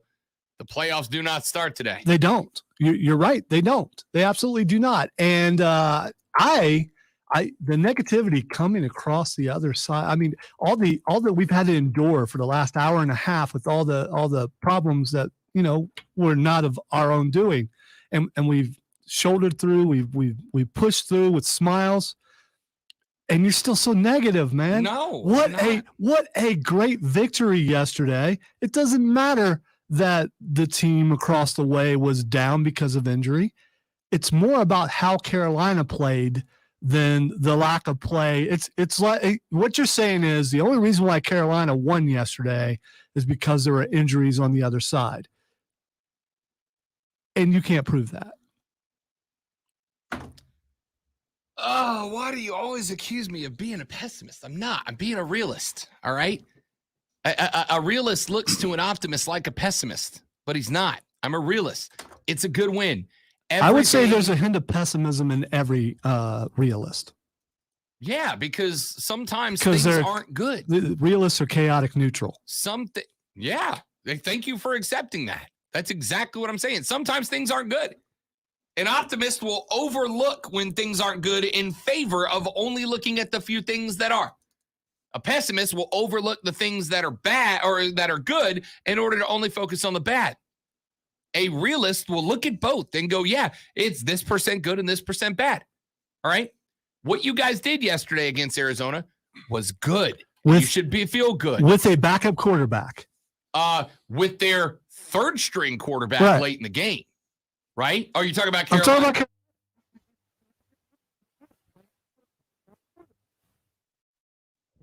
I'm not disagreeing with you. Not only a guy wasn't even in the league, he was in the XFL. I know. That's part of the good. It absolutely is. But that doesn't mean you just disqualify the fact that they went from a guy who was going to may still contend for NFC Player of the Year in Kyler Murray and his number 1 wide receiver in DeAndre Hopkins and his number 1 running back in Chase Edmonds and a couple of hurt linemen. Let me put it this way. If your defense was anything but dominant against Colt McCoy, this segment would have been a lot more painful to get through. Well, if they hadn't been, then someone might have played a few more plays than what they did. Speaking of which, we talked about possible controversy with someone coming back. Who's the guy you threw the touchdown to? Man, he looked really excited. Did a press conference together, part of the press conference together. Oh, the things that are brewing. Oh, the things that are brewing. Listen, in fact, go ahead and grab me some sound here, Zoe. Give me clip number 1A, if you don't mind. Because Cam Newton got to run on into the end zone, and he had one statement for the fans. Re-signed with the Panthers on Thursday. Just 3 days ago. McCaffrey split out wide to the right. Newton takes the snap, and he is in for a Panthers touchdown.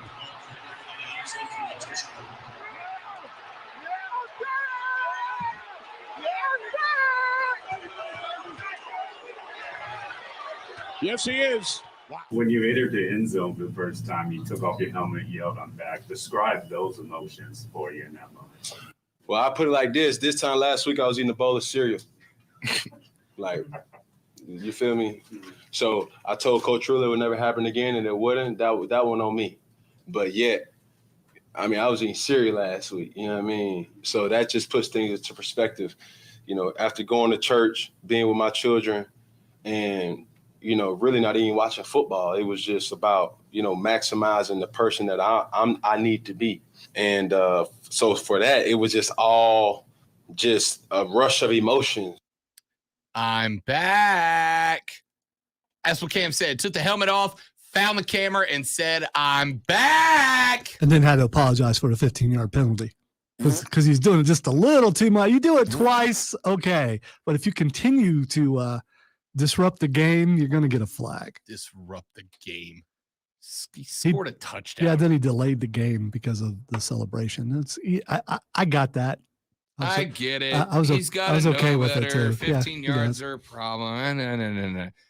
You don't think the boys were? You don't think the boys got a little electricity in them when that happened? I think they might have. And then that second touchdown, he actually throws the ball to Robbie Anderson. And Robbie didn't go on the sidelines and pout or get upset or anything. He seemed really happy about that. Yeah.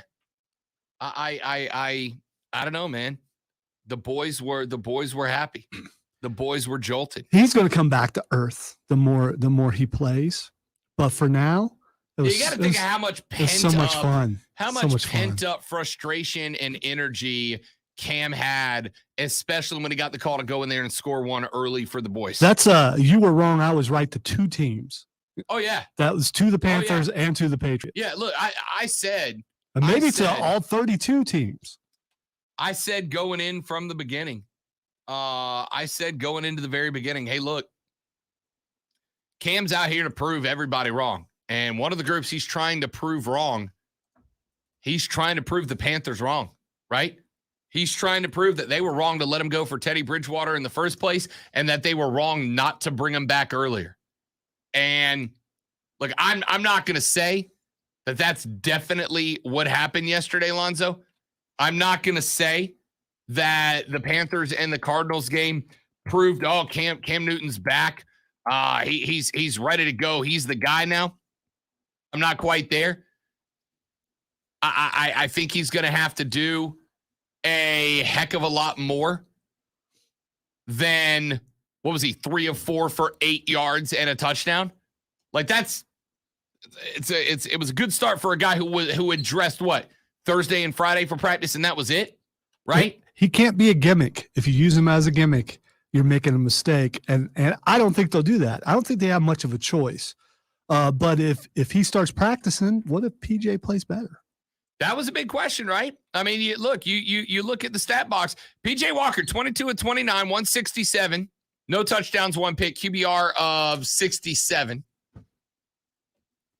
Right now, a lot of people started asking, hey, 22 of 29, $167, do you make the switch? He was dicing up Arizona secondary for a drive here and there. I'm starting Cam Newton next week. Oh, absolutely. Without a doubt. Even if Cam looks a little sluggish in practice, you're starting Cam Newton 100%. Just for the excitement you get and the X factor. I mean, when Cam is on, he is on. Yep. You're going to get some errant passes. You're just going to do that. He's always going to do that. And considering you and I have both said we think he's a dude that feeds off the haters, right? They're still out there. They're still texting the show. Give me clip number 1 real quick. Let's play this and we'll take a break. Matt Rule was asked in the press conference after the game if he would commit to Cam Newton as the starter for next week.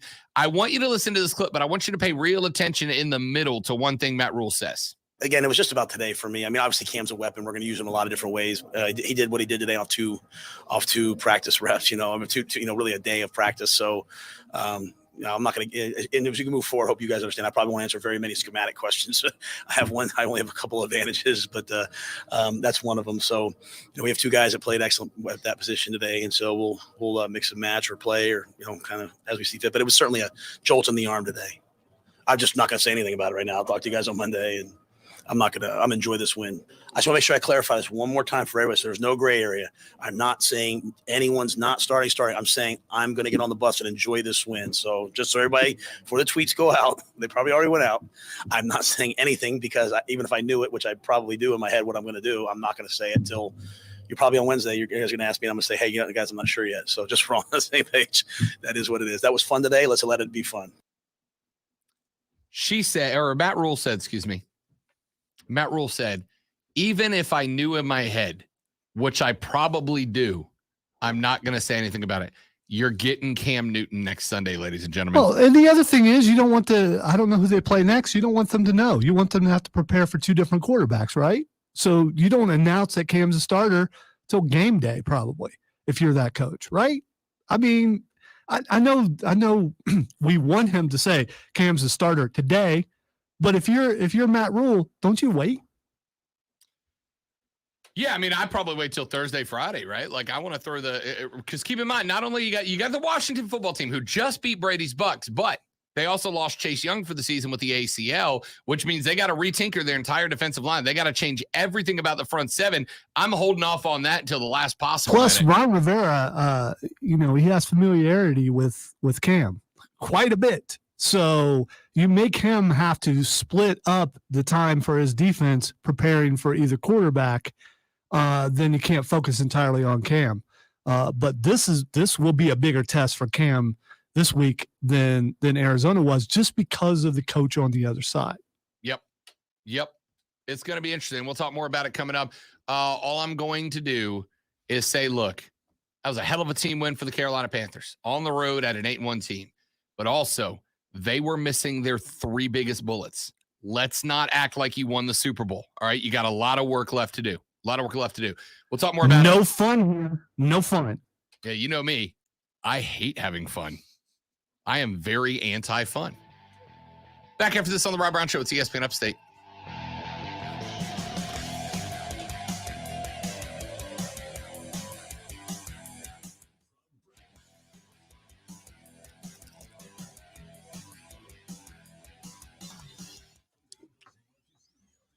Corey? Oh, yeah. I completely blanked on the chaos. Let me turn the stream off. Hang on.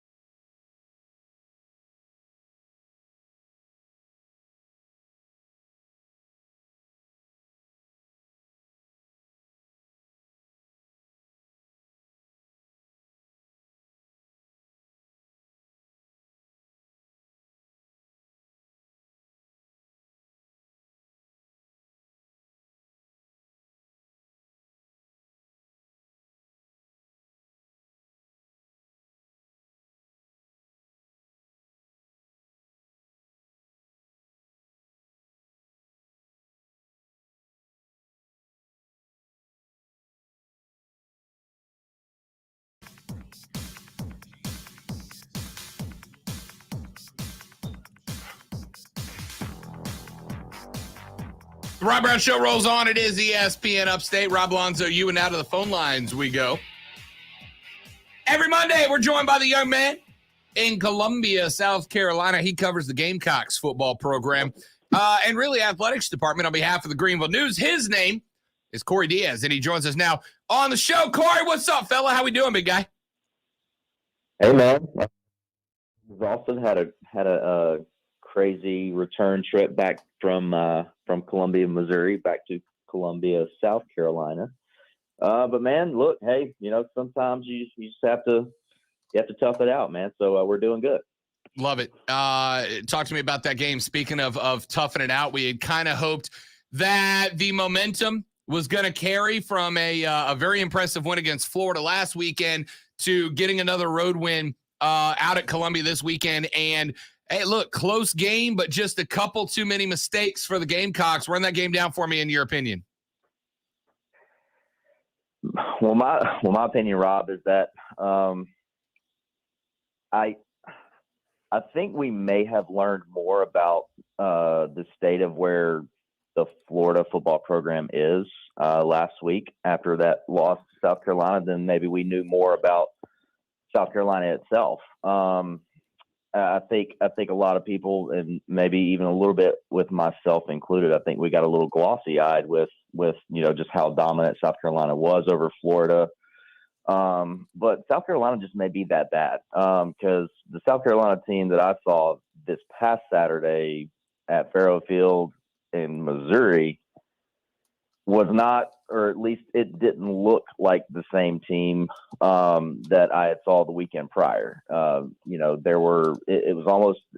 looked closer to the team that I had watched the first 8 weeks of the year versus that one game against Florida. The offensive line struggled to latch onto its blocks. There were very little run lanes for Kevin Harris and Marshawn Lloyd and Zaquandre Wright to run through.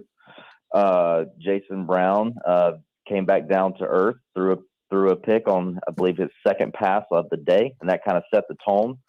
And they made a little run there, late third quarter, fourth quarter, but the hole was a little too deep for them. It was just, and the thing is that you go into a game like that, and I've been beating the drum for Clayton White and his defensive staff and the defensive players. You go into this game thinking we have to stop Tyler Beatty. We have to stop Tyler Beatty. We have to stop Tyler Beatty. And guess what? They did not stop Tyler Beatty. 34 rushes, I think 209 yards, I believe. He also caught like 3 passes, I think. The kid was basically Missouri's only offensive game plan, and he flourished. So I think this is one of the first times that we've seen this year that South Carolina's defense didn't hold up its end of the bargain. So it was from my vantage point, man, and maybe I'm just being a little too harsh, but I thought it was just bad all the way around for South Carolina on Saturday. No, I don't think you're being harsh. I think you're being accurate and factual. And I guess that was the point that disappointed me. The fact that disappointed me the most, Corey, was that a lot of the mistakes that we've been talking about, you and I have been talking about it, I've been talking about it on the air, those mistakes, those silly little mistakes, the penalties, the plays being wrong, run the wrong way, the mental missteps here and there that seemingly got cleaned up against Florida. And by the way, an offensive line that looked incredible against Florida, they just all seem to come right back. And I think you hit the nail on the head with, we all kind of looked and went, wow, they beat up on Florida. How impressive was that? And it turned into maybe Florida is just really, really bad, and South Carolina took advantage of that. If that is the case, Corey, you can't have a lot of optimism against Auburn and Clemson in the next 2 weeks. Yeah, but see, it's so weird how this season has played out for South Carolina, and of course, Shane Beamer in his first year there. Look, Bo Nix broke his ankle. Bo Nix is not going to play for Auburn this weekend. TJ Finley will slide in and take over at the quarterback spot. A former LSU signee and LSU quarterback himself in his own right. So who knows, man? There could potentially be some opportunity for South Carolina to keep this Auburn game close this weekend at home. I mean, look, South Carolina probably didn't have any business beating Auburn last year, but hey, they beat them. So strange things has happened very recently between these two teams. Now, you look 2 weeks ahead, that Clemson game, that Clemson has seemed to, they're still dealing with a lot of injuries. But some of the mistakes that they were making early on the year, they seem to have corrected those. But when you look at South Carolina, the mistakes that they were making week 2 at East Carolina, they made this past Saturday at Missouri. It's 8 weeks removed, but the same mistakes are still happening. So it's tough for me to say that, all hope for a bowl berth is gone. Part of me still believes there's still an opportunity here for South Carolina to maybe have at least one more game where they play above their heads and maybe beat a team that, a lot of us, talking on a Monday on a radio show think, oh, they have no chance to beat this team. It might can happen.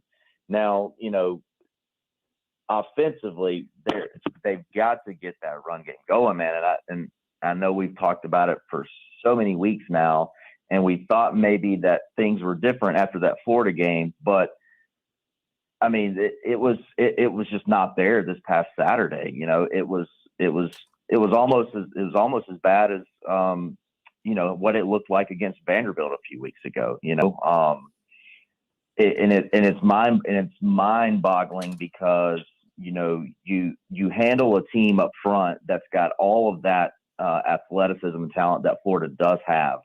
They have one of the best athletic defensive lines, I think, in all of college football, and you manhandle them and you dominate them in the trenches, and then you come out and Jeffcoat's great at the defensive end spot for Missouri. Missouri's got some playmakers on the defensive side of the ball. I'm not discrediting that, but from a top to bottom standpoint, from a talent level, you would think that Missouri is below Florida when you think about them on the defensive side of the ball, and Missouri looked like world beaters the other night.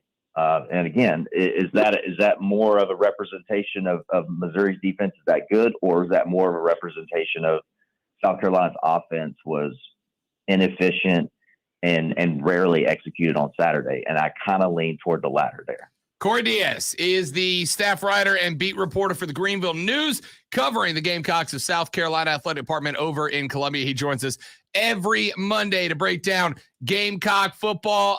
Really interested to see what happens this week in Columbia with Auburn coming to town. Corey, appreciate you, big dog. We will talk to you next week, and hopefully we're a little bit more joyous than we are today, shall we say.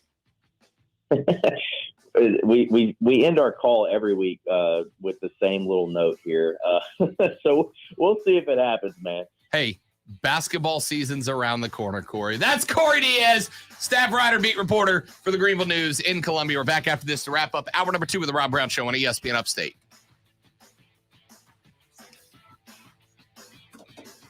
Just sent you something on Twitter.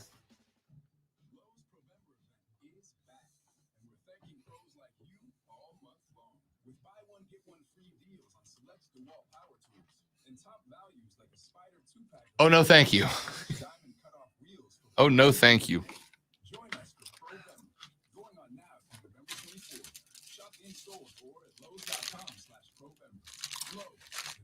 As with all things, when I see one story, I check, and there is a ton of stories about it. So it's like, I was looking over the weekend.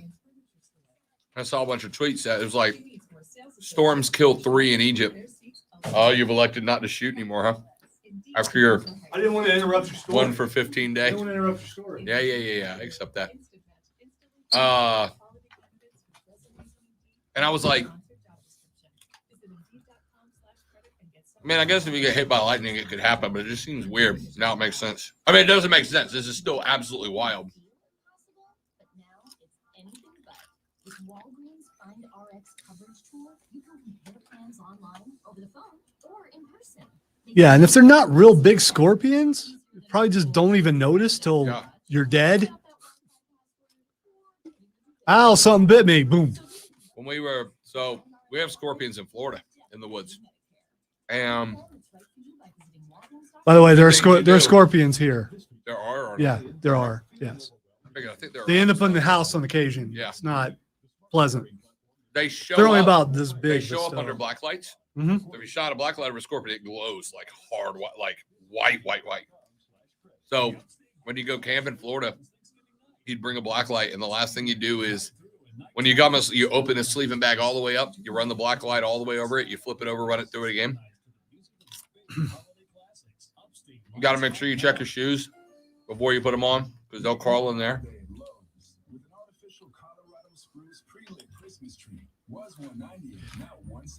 I'm guessing those scorpions and these scorpions are different, but hopefully.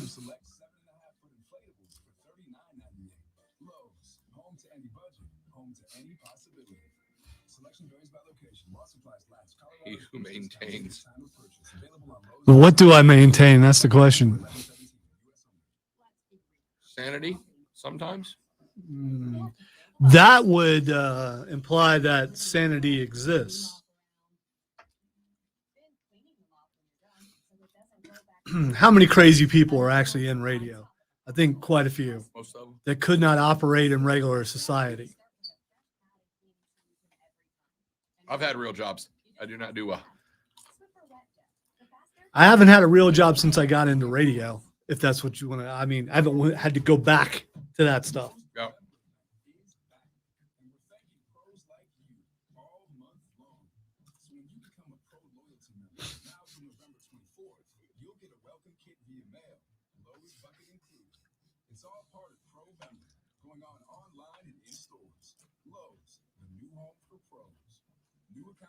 More terms and conditions apply while supplies last. Visit Lowe's.com/pro-loyalty for details. U.S. only. Dell's Black Friday event has arrived, and it's the perfect time to step up your creativity. With early access savings up to $300 off PCs, it's Dell's biggest sale of the year. Get more into what you're into with the latest XPS and Alienware systems featuring Intel Core processors. Save on top monitors, docks, and accessories, all with free shipping, plus great financing from Dell Preferred Account. Well, there it is, Panda. GameSpot just announced it. Announce what? Halo multiplayer just dropped. Word. Go back to my college days. He said he couldn't download it yet, though. Cameron was telling me about it yesterday that the rumor was it was supposed to happen today.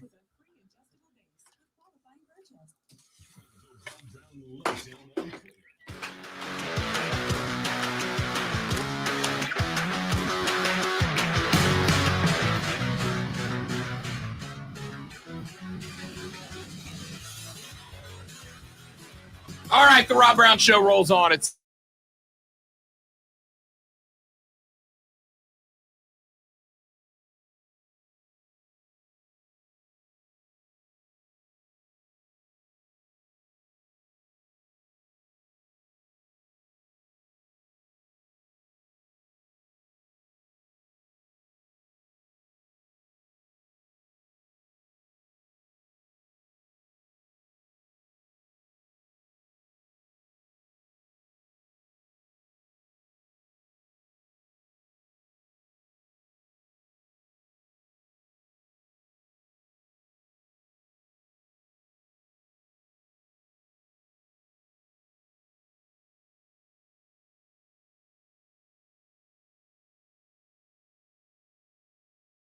Hey, sorry, stream. I absolutely, completely pushed the wrong button.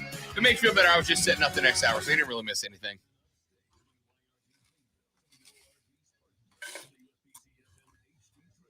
Start a petition to make the size of Pringles cans at least 50% larger, because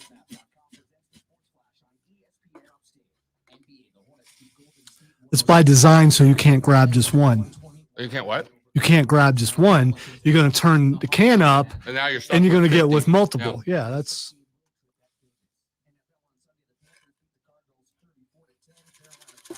Could have just bought like one of those smaller cans. I usually do. Courtney bought these and left them in the car, and I was like, well, I'm hungry. Well, you don't want them to go to waste, I guess. Trying to be a good steward of the planet.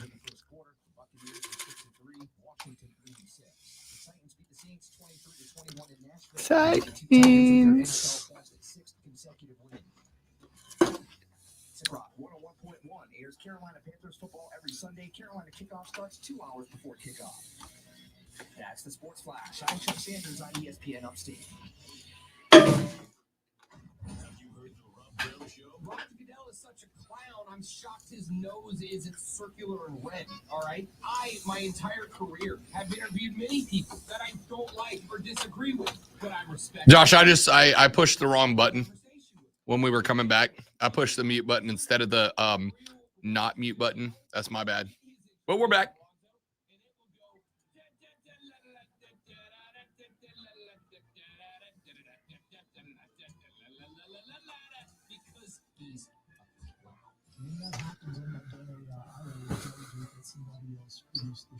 I will produce it my damn self. I don't give you part of the backlash. I will listen though. It'll be the shortest interview Roger Goodell's ever done. Ladies and gentlemen, on the phone line now, Roger Goodell.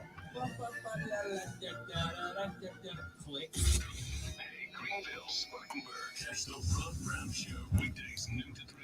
Should have brought the dial tone up just a little bit. Dude, it's perfect. Perfect.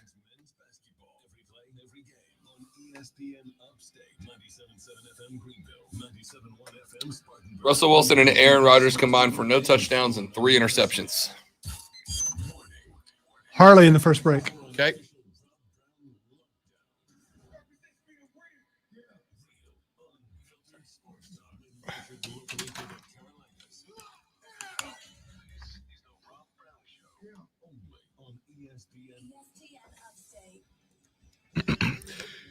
Start the fight of the best, the money hour. The Rob Brown Show goes now. This is ESPN Upstate. Welcome in, ladies and gentlemen of Upstate South Carolina. Of course, those of you joining us around the country and around the world. We are international, and we are glad to have you along for the ride.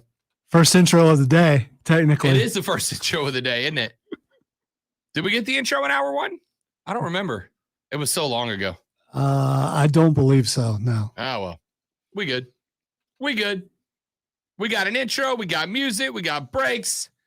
Everything is fantastic in the world, people.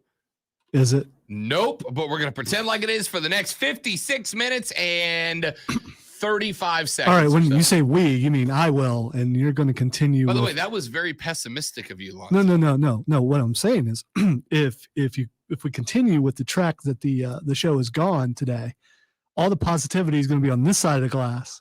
All the negativity is right over there. Got nowhere to go but up. Nowhere to go but up. Would you go up this hour? Would you? Could you? Will you take us higher, Rob? To a place with golden streets. That's Scott Stapp of Creed, ladies and gentlemen. It sounded an awful lot like Macho Man, but you know. All right. A lot of stuff. We're so tempted. I got just the tiniest touch of a headache going on in the back of the brain. So let me tell you why. Let me tell you what I did this weekend, Lonzo. You'll appreciate it. So I got a call from our friends over the Greenville Swamp Rabbits, and their regular PA announcer, right? Like he's the guy that goes on the mic during games, and he's like, Greenville goal scored by number 21. Da, da, da. So he was out sick this weekend. And so the guys over the Rabbits, they called me. And they said, will you come in and be our PA guy? Will you guest PA for our games this weekend? I was like, yeah, dude, I'd be happy to. That'd be awesome. Let's do it. So I went in there and decided at Thursday's game, Lonzo, decided at Thursday's game that I was going to go full, like, WWE announcer, but like, with concentrated Red Bull for blood. Just gonna go for it.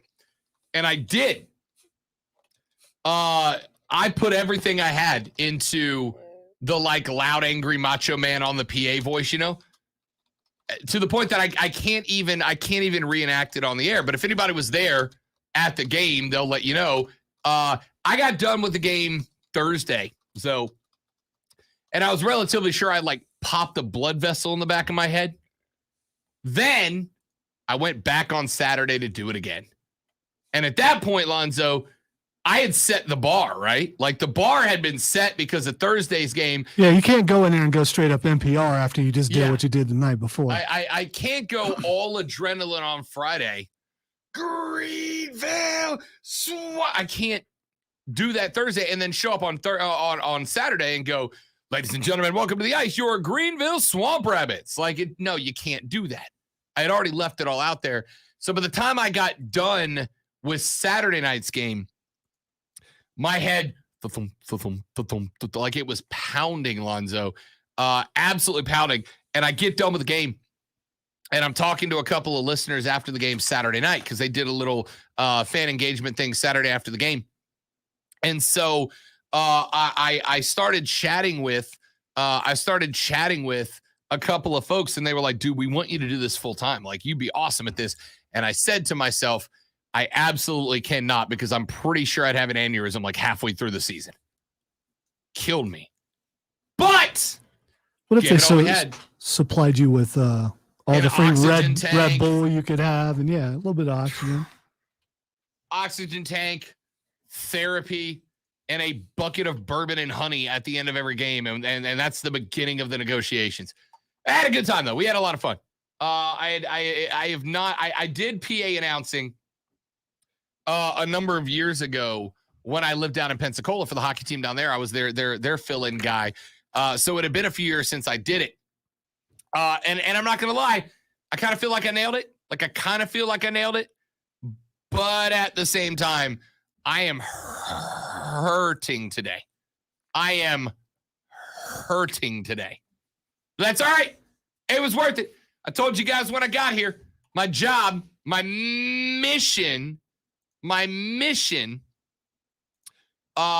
to be a part of the local sports community, and that was my contribution for the weekend. On behalf of the sports community, let me take this time to thank Rob Brown. Stop it. Thank you, Rob. Don't patronize Thank me. you.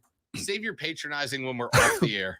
That's what you get. It's very difficult because people have cracked several times on the stream. By the way, ESPN Upstate, if you want to check it out, about your attire, and it's just so I don't know what it is, but it's not normal for you, and it's because it's pink. No. Pink is because it's absolutely frat-tastic. There we go. Pink is your thing. So yeah. I mean, I look good. Let's just call it what it is. I look damn good. Not denying that. I'm just talking about it's overly conservative to the point where it looks like you could be going to a men's church meeting later on tonight because you still got the hat, which says it's kind of casual. It's a beer hat. Thomas Creek, our friends over at Thomas Creek Brewery. Well, is it worn that way, or do you buy it looking worn that way? I'm talking about the bill. How this it's hat was worn. given to me. Okay. So I did not purchase it. It was given to me, but I do love Thomas Creek Reds. So I was like, heck yeah, I'm going to wear it. And also matches his shirt. So let's go. I look good. Don't we have someone in the building who has a brand over there for that or something? I don't know. I wouldn't know because I don't drink. But anyway, I just would like to say, I do, and yes, they do. Okay, well, I gave you a chance for a free plug to help out the people downstairs, but that's what I do. So anyway, I'm thinking, and I'm sure that the rest of the listening audience will agree with me. I've distracted myself with my good looks. The negativity has come with how you're dressed. I think that's the shirt of pessimism.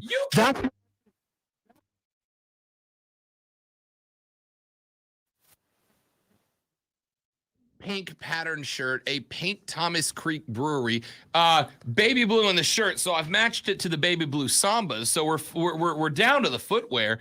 And you're telling me you think a pessimist male would dress like this to go in public? Yeah. I think if I see someone dressed like that walk into the room, I'm like, oh great. Here we go. Who invited you? He's doing his job. Yeah, so, I know. Yeah, I didn't think his job. Like, I didn't believe that the engineering job qualifications number 4 on the list was talk junk to Rob. Well, I think says the guy who's ever the pessimist. So he would. The only crime here is Lonzo's lack of fashion sense and how good I look. Okay, yeah, I'm not the one who brought. If you don't believe me, go to ESPN Upstate. Check out the live stream page up a little bit. And it's been mentioned a couple times. Try to tell me I don't look good. Try to tell me. Try to tell me. It's a negative shirt, man. Don't wear it anymore. It It's bringing out the bad vibe. You're bringing out the bad You- vibe.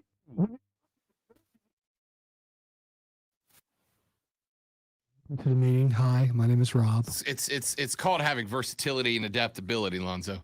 That's what this is. Yeah, that's nothing I know. Do that. All right, 844-477-3776. Texture says, by God, it's the Swamp Rabbits with a steel chair. As God is my witness. That hockey team is broken right in half. All right, I gotta stop yelling. I'm hurting my own head now. All right. So Clemson win. South Carolina loss. Real bad. Carolina win. Hey, good job. I really want to get that Debbie Downer noise, but I feel like that we were saturated with it for a long enough period of time that I probably can't play it anymore. It's only on pessimist shirt day, apparently. So anyway, that's the breakdown, right? There's your breakdown. Carolina win. Hey, good job. You did beat their second and third string quarterback there, missing their top receiver, missing their top running back, missing their top offensive lineman. You beat them, though. That's a great dub. Clemson, congratulations on beating arguably the worst. I think the only, let's see, what is, now this is just for me. I'm just curious as to what Yale's football schedule has looked like this year. Let's see. The Yale Bulldogs, Lonzo, have lost to Holy Cross. They did knock off Cornell. So they got that going for them. They also beat Lehigh. They lost to Dartmouth. They did lose to UConn. They beat Penn. They beat Columbia. They beat Brown. They lost to Princeton. And they got, of course, the greatest rivalry in college football, Harvard-Yale, going this weekend. I know you're all going to be taking time out of your busy schedule to tune in on that one. Texas says, Rob, hating on Cam because Cam didn't dress like an old white rich lady yesterday. Y'all, I am one of the few that has not been hating on Cam. You recognize that, right? I am one of the few that has not been hating on Cam. Lonzo and I, and imagine this, you know it's got to be real. If after all Lonzo has spent insulting me today, I'm willing to prop him up like this. Lonzo and I have been the only two in local sports media I am aware of that have said, I'm pulling for this guy. I think he's still got it. I think he's still got the talent, the energy, the enthusiasm, the knowledge. I think he can still go out there and be an addition to this football team. I just want to point out that you're right. And I also acknowledge that you look good even wearing that. So, I mean, that's still not, it's not a complete diss. It's just a slight one. And I can, you know, you were in the stream, we were talking about black lights and scorpions. You put a black light, you can just flowing off of it. Texter says, hey, Rob, do you hate Cam because he said he went to church? Did he remind you too much of Tim Tebow? End quote.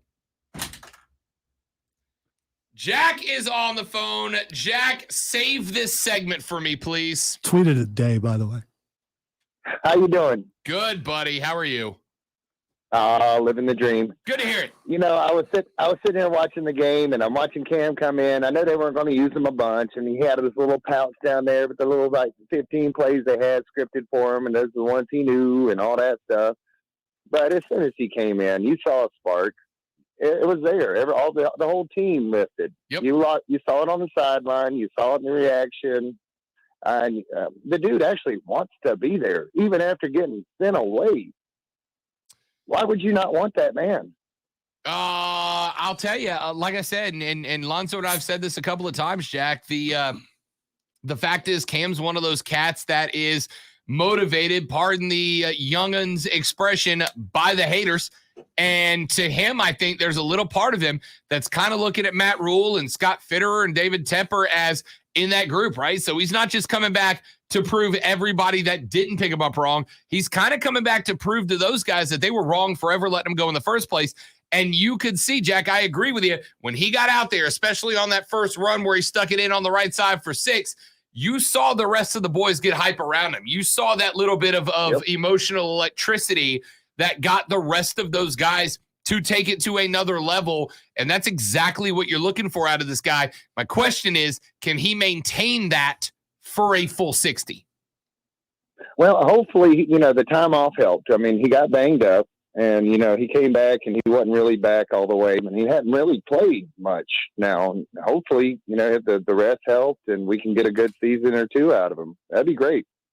And he'd love it and go out as a Panther.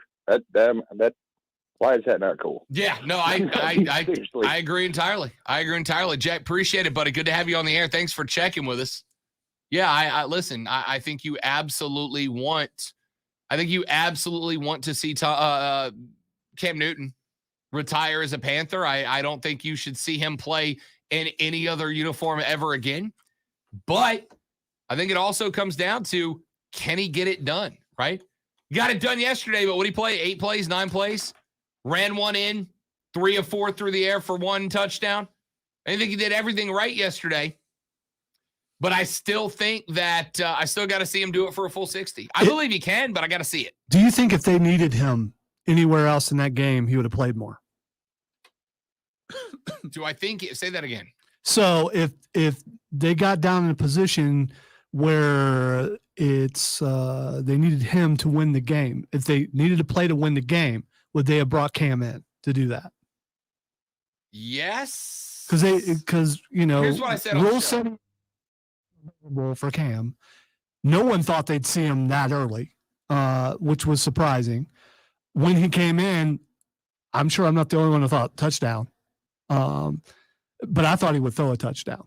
But he did that in the second time. So if it came down to, if it was a close game, let's say, and hypothetically, that Arizona had all their players in there and it was a close game and time was running out. Do you run Cam out there or do you leave PJ Walker? Yeah, I think it's for a win. I think it's for a win. Absolutely. I think if it's for a win, you absolutely take the shot. I think if it's for a win, you make it happen. I said yesterday during the Carolina kickoff show with Diddy, I said, look, if you are winning the game, you send Cam in there for a couple here and there just to give him the chance to punch one in and get hype. If you are losing the game and it is close, you send Cam in there for, a touchdown or 2 to try to get it hype. But if PJ Walker throws 3 picks and you're clearly going to lose the game, don't send him out, right? Save him. Get that spark next week. When they got to the spot where they hadn't pulled away yet, but it was pretty clear that they had a good chance to win that game, they sent him in, and I think that was the right call. I think Matt Rule handled that situation yesterday about as well as anybody could have. I think he handled that about as well as anybody could have. You didn't let Cam overshadow the team. You didn't take away PJ Walker's confidence by saying, all right, we're taking you out to put in the old guy. But you went out there and you did just enough to win the game with Cam, and I think that was handled very well. I don't know if you noticed. There was a contingent of Panthers fans there, and there was a notable pop when he came in, even in an opposing stadium. Sure. Because he is polarizing to the point where no matter where you are, there are people who love him and hate him. So, so I thought that was really cool. Imagine what it would be like next home game when he comes out on the field. Texter says, ESPN, this is Cam's normal pattern. He will beat the teams missing their quarterback. The only church Cam attends is the one that his dad rebuilt with Auburn's recruitment money. Apparently, the texter doesn't believe in forgiveness and becoming a new person. I mean, I don't know his situation, but yeah, all that stuff did happen with Auburn. But Cam's record minus his MVP season is 61-65-1. This won't last in Charlotte. He had 10 years to do it. It won't get done. Another texter says, beating a Cardinals team without Kyler Murray and D-Hop isn't impressive. Let's reserve judgment on the Cam Newton reunion tour, end quote. I agree with that take. So all these people on the Rob Brown train, or a couple people of negativity. Yeah, but the other team didn't have this. Yeah. And you know what? when Carolina or another team plays another team next week or Thursday or Sunday or whenever, there's going to be someone on the other team who's not there because they were injured, because that's a part of football. You can come up with any excuse you want about, well, Lonzo, if I taped your right hand behind your arm and then beat you in a fist fight, are you going to go, yeah, it's part of it's just how it works? Well, sometimes you're going to go, I didn't have my power fist. By the way, mentioned many times that you've never been in a fight. So, if that's where you want.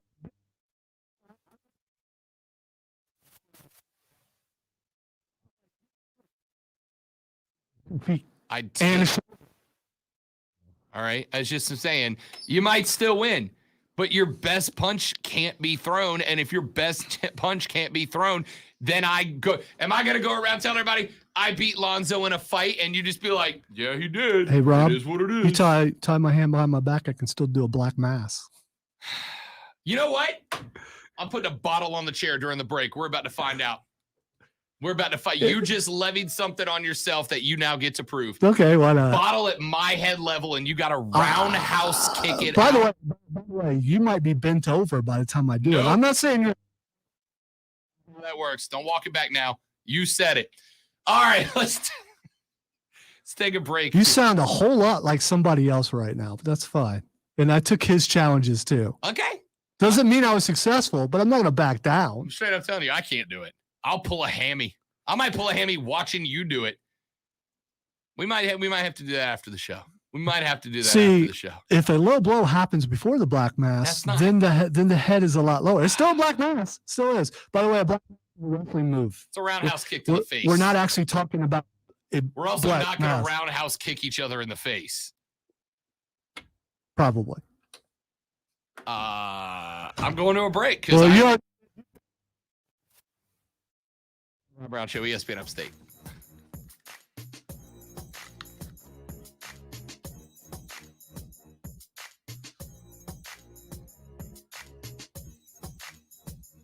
Do you know an escape in a coworker who has recently threatened to potentially roundhouse kick you in the face?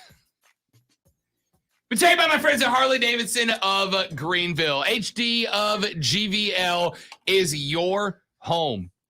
For what, Rob? It is the home that you need in order to get started riding some of the most beautiful motorcycling scenery in the entire country. I told you guys 2 weeks ago, I sat down at a restaurant to watch some NFL football, and I got caught up in a conversation with a guy who listened to the show. And he said that he has been riding for years, and that one of the reasons that he moved here was because he thinks that riding up and down through the upstate, up into North Carolina, up and down through the Blue Ridge is the best motorcycle riding he's ever been around. And I got to tell you, he's right.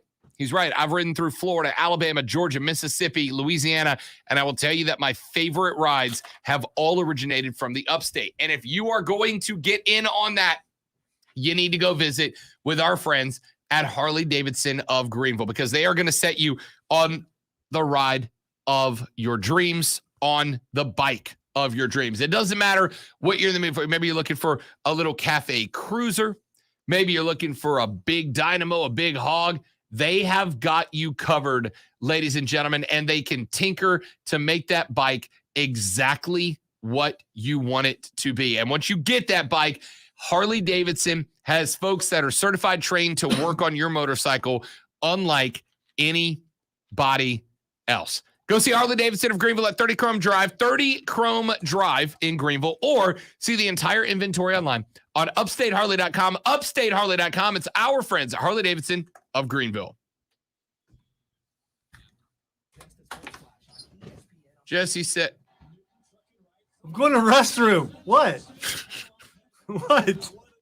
You very aggressively pushed away from the desk. A Clemson grad, a little late with a comment, but you were right on the money about our game Saturday. We had a rough game. You threatened me first. I absolutely did not. You threatened to have a fist fight with me, my hand behind my back. I didn't know what you did.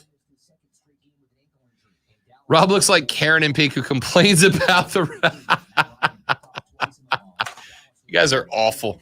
You guys are awful. Washington with a 29-19 win at home over Tampa. ESPN Upstate is your home for play-by-play of Furman Paladins basketball all season long. That's the Sports Flash. I'm Chuck Sanders on ESPN Upstate. Furman basketball fans make plans to head to Timmons Arena November 19th through 21st for a multi-team event that includes your Paladins along with Radford and the United States Naval Academy. The action begins Friday night with Furman entertaining Radford. Radford and Navy play on Saturday, and the Paladins and the Midshipmen will wrap it up on Sunday afternoon. As always, the Furman games can be heard right here on ESPN Upstate. So for tickets, For the record, Lucille, I did not threaten you. I said if, not that I was. Listen, if I was ever going to get into my first fight, it would not be with a man bigger than me.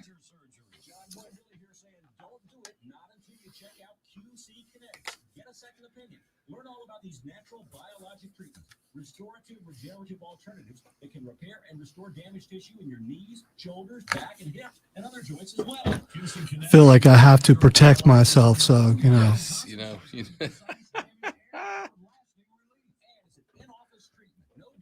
No drugs and no surgery. Don't go under the knife if you don't have to. Call QC Kinetics. Get a second opinion right now. You got nothing to lose. call the local medical professionals at QC Kinetics. Where geographically is Malden? Is it north of Greenville? Over there? Okay. When I say over there, I mean literally. Like this is Malden. No, like you go down that road like a little bit, and you're Okay. in Malden. Okay. Malden High School is like right Gotcha. Okay. there. If you go down, this is Garlington turns into Miller. You go down, I don't know, a couple miles. Okay. And turn left on a road that's called Corn Road. Malden High School is right there. Okay. So Malden High School literally is Like just right right there. over there. Yeah. If I remember right, like the city limit signs is like across the street. Okay. My phone just gave me the weather update for Malden, and I'm like, why? I guess that makes sense. The sign has Probably moved. registers. The line has moved since we got here. I think at one point we were in Malden, and then Malden's like creeping. moved. It moved. No, Oh, I moved think back. Greenville moved that Gotcha. way.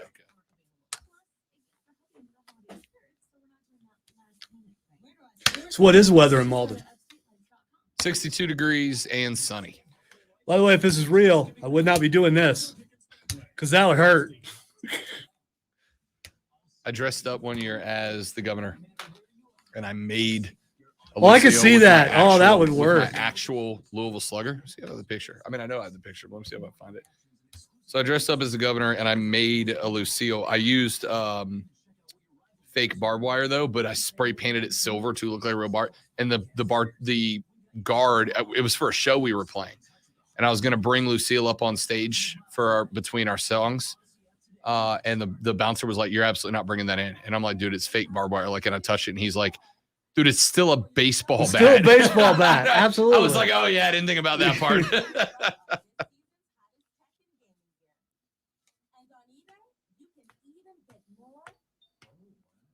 This was just a part of the weapons of correction arsenal, where someone decided to correct everything that was wrong on the show, and weapons of and he got hit by weapons of correction every time he did it.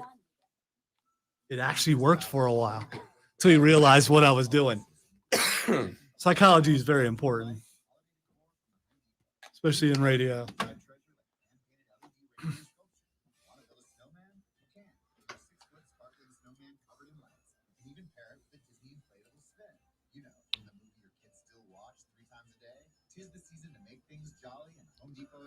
Looks like Elder Scrolls 6 is going to be an Xbox exclusive. Nice. Duh. All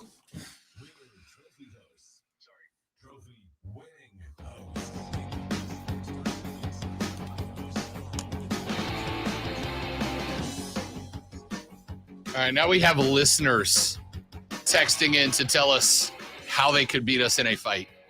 Texter says, "I can beat you with leg kicks, and you is most men that walk the earth." End quote. He just challenged all men to a fight. Well, Robin.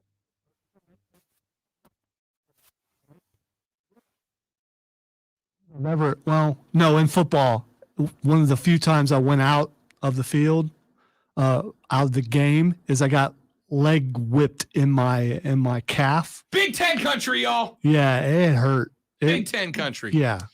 So we talked around a little bit of anything and everything. Let's get this in. Team USA knocks off Mexico 2-0, 2-0 in the World Cup qualifier on Friday night. And holly, was it a good one, y'all. Christian Pulisic subs in around the 70th minute. Remember, he's been dealing with some injury. Chelsea actually sent note to the U.S. men's national team and said, look, use him sparingly. He's not 100%. We need to let him get back to full health, full fitness before you give him a full run. And they did just that. They subbed him in with about 22 minutes left to play in the match. And ultimately, he would score one of the 2 goals for the Americans. Pulisic ends up netting one on a beautiful header. Timothy Weah sends it in from the right-hand side, crosses up a defender, gets him spun around the wrong way, sends in a fantastic cross. Saw Pulisic, had his man beat on the front, throws the header down, clips it across the face of the goalie over the left-hand side. Absolutely incredible goal. And then just a few minutes later, Weston McKennie would end up notching the second one to make it 2-0 as McKennie would take a pass, dummy it on through to Weah. Then it would end up back in front of him, bounces off a defender, sits up beautifully on the grass. He tees it up, goes fantastic angle to cross it across the goaltender's face and clip it just inside and in the net on the backside of the front left pole. It was a wondrous shot from Weston McKennie. Weston McKennie ends up getting on the board. So Pulisic's goal, McKennie's goal makes it 2-0. And look, I got to tell you, I have been one of the harshest critics of Greg Berhalter since he took that position. I did not think Berhalter was the right guy. I thought that Berhalter got that job because of nepotism. His brother was the guy who ultimately made the decision at the time to hire him. But he has found a little bit of a routine. He has found a little bit of a rhythm. I am intrigued to see what this team looks like on Tuesday. McKennie is out. He received a yellow card, which he had no business receiving, by the way. The official in that game absolutely let it come off the rails late. But Weston McKennie went out there, got the yellow card. So there are going to have to be some linebacker changes coming up some line changes coming up for the Americans in Tuesday night's match against Jamaica. The Americans currently sit atop the CONCACAF World Cup qualifying tables, but a U.S. loss to Jamaica, accompanied with a Mexico win and a Canada win, would drop them all the way back down to 3rd in just a single night. It was a long way to the top if you want to rock and roll. They got it done, move up to number 1. Now they got to go out there and consistently find those same finishes. Go out there, get the wins against the countries you should beat, right? Mexico, Canada, teams that you'd like to win more than you don't, but you understand draws are a reality. Teams like Jamaica, Trinidad and Tobago, Honduras, Haiti, you have to win those games, and Jamaica's on that list. It's not the same Jamaica team it was a handful of years ago in the last round of qualifying. This Jamaica team is is not as good as they have been. They're an older team that's heavily relying on backups to do the heavy lifting. So, you got to go out there and you got to get 3 more if you're the Americans. But that was a great win for them. Then, right here, back home in the upstate, the Greenville Triumph. How about the Triumph? What a great day out of them. A 2-0 win with both goals coming in extra time for the Triumph. They were able to net one in the first. Then things got hot and heavy. Mario Lemus was able to get a redirected pass and bury the second one, and the Triumph move on. Now they take on Union Omaha. Union Omaha is the next game up and the last game up for the Greenville Triumph. If they win on Saturday, they bring home back-to-back championships, add that second gold star to the crest. If they do not, it is season over for the fellows. So this is it.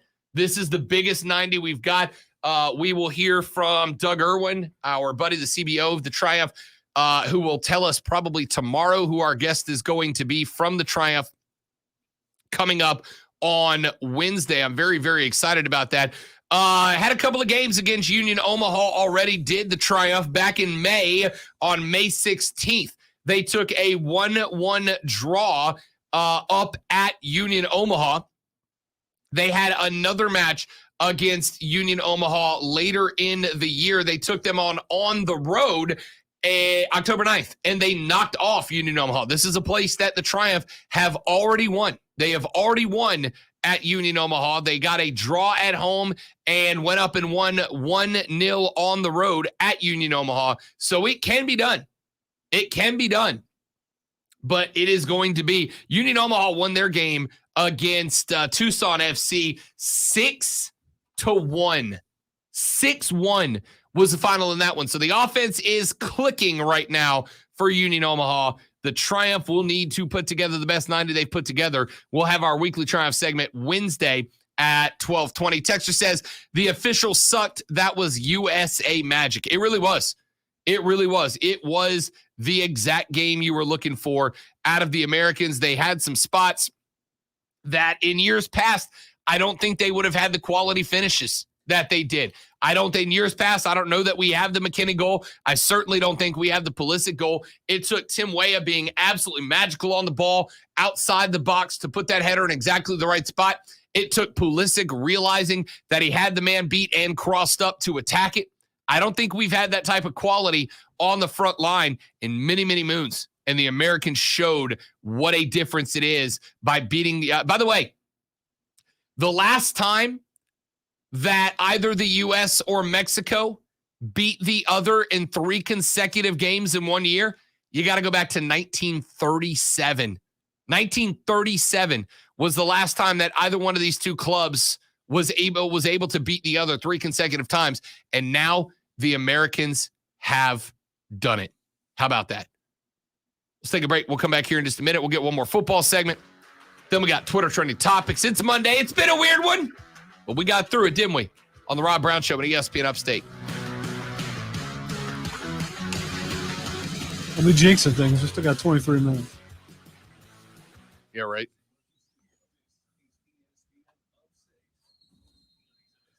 Who knows what the next phase of whatever they're doing will do.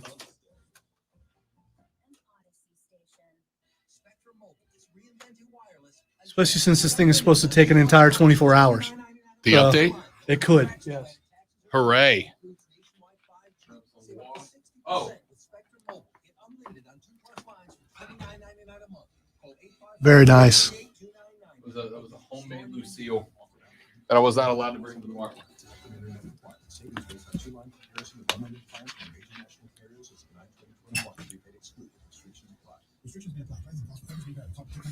Look, loans take for everyone right now. It's been a tough year, and you sure don't need to get hit with a big unexpected bill. Like, what if your car breaks down right now? How are you paying the bill? If it's your transmission, that's over $3,000. Your engine, up to $6,000. Even minor repairs like your air conditioning can hit your wallet hard. Here's the good news: if you have a car, truck, or SUV that's $19.99 or newer, you can stop paying for repairs right now. That's right. With Protect My Car, when your car breaks down, we pay your repair bill for you. Just dial 800-279-2827 on your mobile phone now to get started. Protect My Car pays for repairs to your engine, transmission, air conditioning, suspension, and so much more. Dial 800-279-2827 and get your car protected before your next repair bill hits. Dial 800-279-2827 on your mobile phone right now and get free roadside assistance, free towing, free car rental, and free oil changes. Dial 800-279-2827 and never pay for car repairs again. Dial 800-279-2827. Nobody protects you from mayhem like Allstate. I'm a broken traffic light. Stop and go is the name of my game. It's easy. You go, they go. What was it? They go, you go?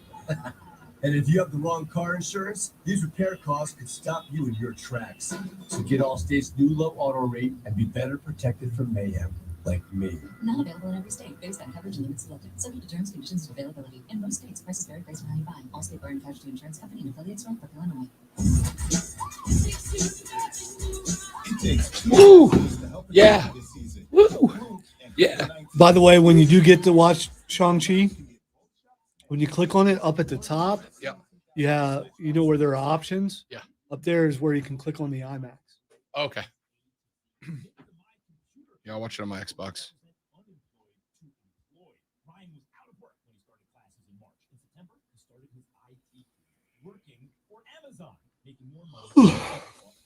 Here's a prime opportunity. Go to mycomputercareer.edu and take the free career evaluation today. You could start your new life as an IT pro in as little as 4 months. It's not rocket science. It's mycomputercareer.edu. 15 minutes could save you 15% or more. Wait a minute. I've heard that before. That's the note Jeremy wrote to me in my yearbook in the 6th grade. How'd you even know that? Because it's from Geico. Yeah, wait, here it is. Dear Luke, have a great summer. P.S. 15 minutes could save you 15% or more. Love, Jeremy. Geico's had this tagline for years because we help save people money. So wait, you're saying Jeremy copied you? Yeah, that actually does sound like something that Jam had to do. Geico. 15 minutes could save you 15% or more. Text us anytime at 71307.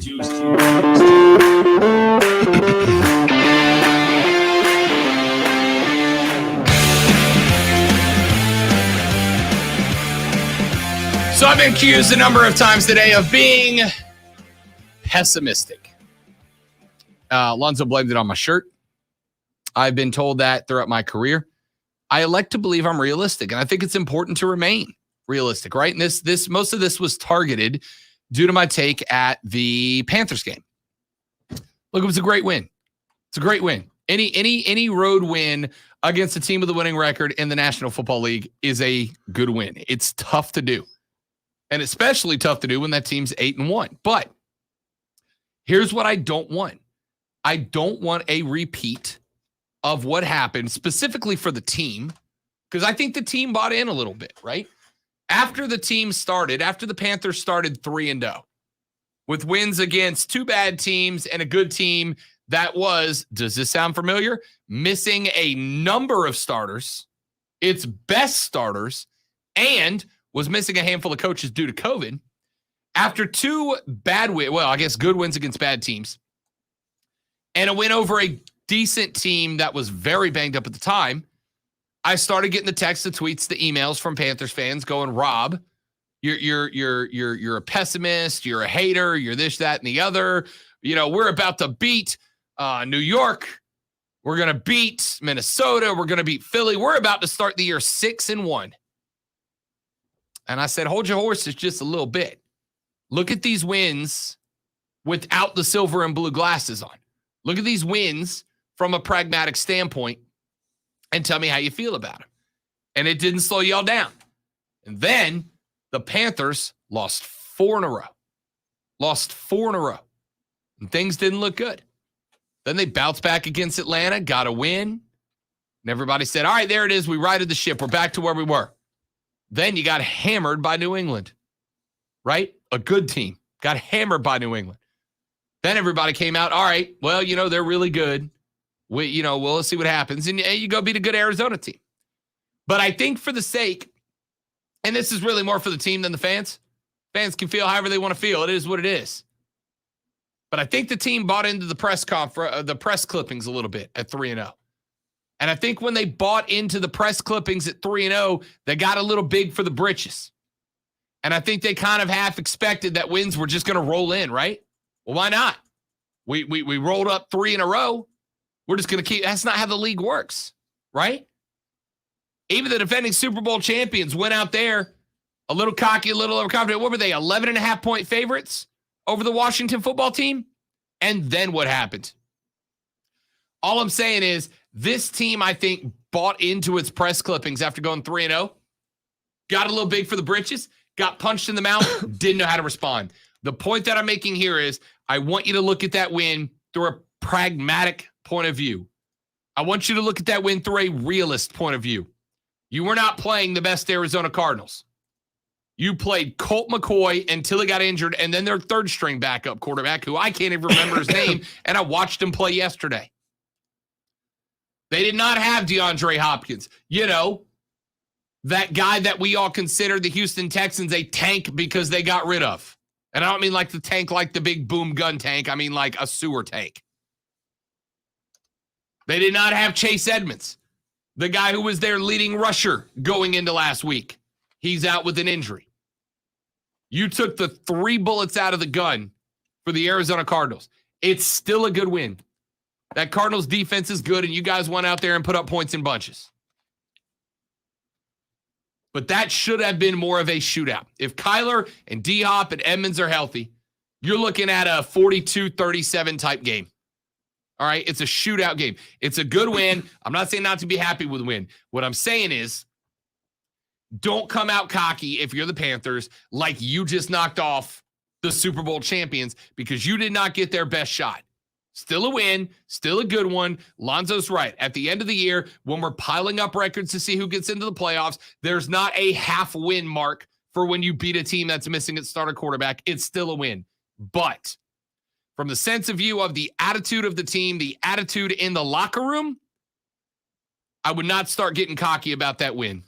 Well, I'm just looking at who they have left to play. They got to play Washington, which we already talked about. They're going to be down on their defense a little bit with Chase going out yesterday. Heineke is Heineke. The fact that that there's familiarity with Cam on the other side, there's also familiarity with Heineke on the Panther side. So I think that kind of equals out. Then they play the Dolphins. They can beat Washington. They can beat the Dolphins. Then they play the Falcons. Anybody can beat the Falcons right now. Especially Except the Saints. Yeah, well. And then they play the Bills. Bills probably a loss. And then finally the Buccaneers. The Jacksonville Jaguars beat the Bills. I said probably. Yeah. And then the Buccaneers, who've lost 2 in a row. So, I mean, there's a good shot. And when they decided to bring Cam Newton in, they looked at the remaining schedule, and they had to think, you know what? If we have a decent quarterback in here, we've got a really good defense, we've got a really good running game, we're going to the playoffs. And if you look at that, if you look at what's left in the schedule, will you be more surprised if they don't or if they do? I won't be surprised either way, tell you the truth. I won't be surprised either way. They make the playoffs because here's the thing. Fortunately for them, Carolina got set up with a real good schedule. They got fortunate because, look, you knocked off the Saints once. Next time you got to go to New Orleans, but this is a Saints team. Despite, by the way, the Saints are ahead of them in the playoff race by a half game, right? That's because the Saints have had their bye, so they got fewer losses. At some point, Carolina will get the bye. It's up to the Saints what happens there. But a Saints team without Jameis Winston, without Michael Thomas, Saints, I gotta think if Alvin Kamara plays yesterday, the Saints probably beat Tennessee, but they didn't. Right? They didn't. So you're slighting Tennessee, and Tennessee's pretty good. Tennessee is good. The Saints lost by a field goal without the best running back in the National Football League, Alvin Kamara, back there, or at least one of them. I'm not saying they would have won. I'm saying the chances go up they do. The door's open is all I'm saying. The doors are open. Will I be surprised if they get in the playoffs? Not at this point, no. I'd have said yes before the season started. But not at this point, no. So if Will I be surprised if they don't make the playoffs? No, Right. I won't be surprised then either. If they make the playoff, chances are they're going to be the last seed. They're going to be the last wild card, which means they would play the number 2 team, right? Yes. And who knows who that is right now? We don't know. Guess right now, Tampa?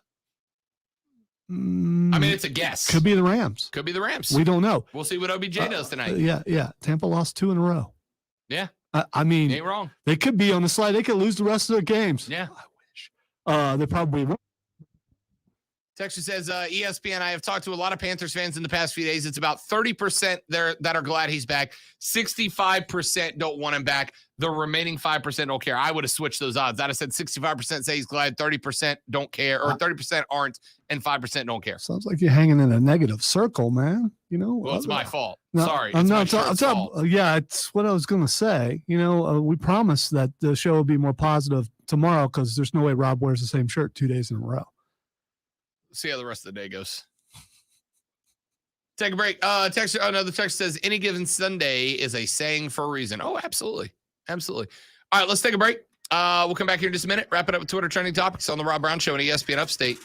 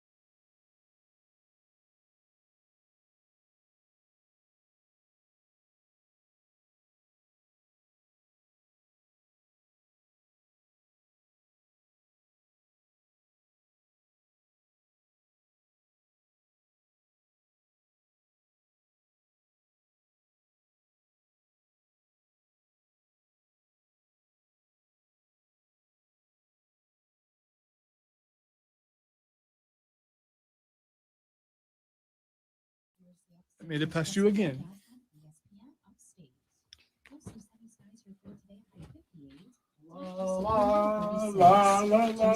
Tuesday, 67, and Wednesday we see sunny skies with 78. Our meteorologist Jennifer Luchitsky on ESPN Upstate. Currently, it's 52. Do you need a new roof or think you do? I'd like to talk to you. My name is Paul Campbell, and I've been fixing and replacing roofs in the Upstate for over 15 years. If you have questions about the condition of your roof or possible storm damage, call me and I will personally come out and check your roof and give you an honest assessment and a fair price. Call me today at 864-346-3121. Recap the walk past Diesel's office today. Death metal's playing. I know. Shocker. Shocker.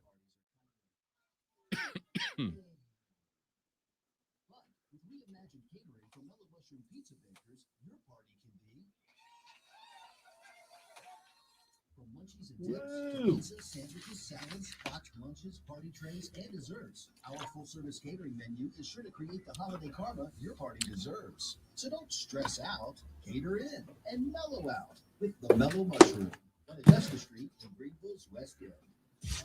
Here are the rules. No staring at your phone, no ordering 2 hours late, no sweatpants, no jeans, and no shorts. For complete rules on contests, go to ESPNUpstate.com. Yeah! What I'm talking about. Starting the week off right. Oh! Do we get to count that as 2 misses?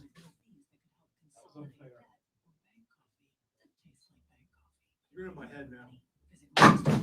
There it is. Didn't want to be. 1 for 3. If the table wasn't there, it would have bounced out.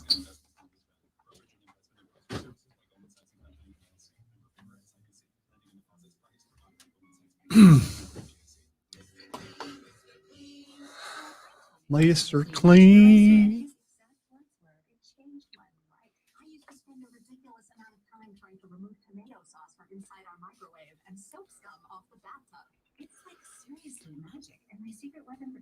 So we got a new air fryer. I don't know if I like it because I'm used to the other one I had, and I had time it down perfect. I can go take a shower, come back out.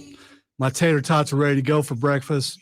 This one requires preheating. Right. It's a Dutch oven thing though, so you can see the stuff cooking. Yeah. And it's kind of cool. And you I can would cook. absolutely prefer that. You can cook on multiple levels, so you're not just cooking one item or 2 items crammed in together. But I'm sure I'll get it down eventually. But it was a struggle this morning.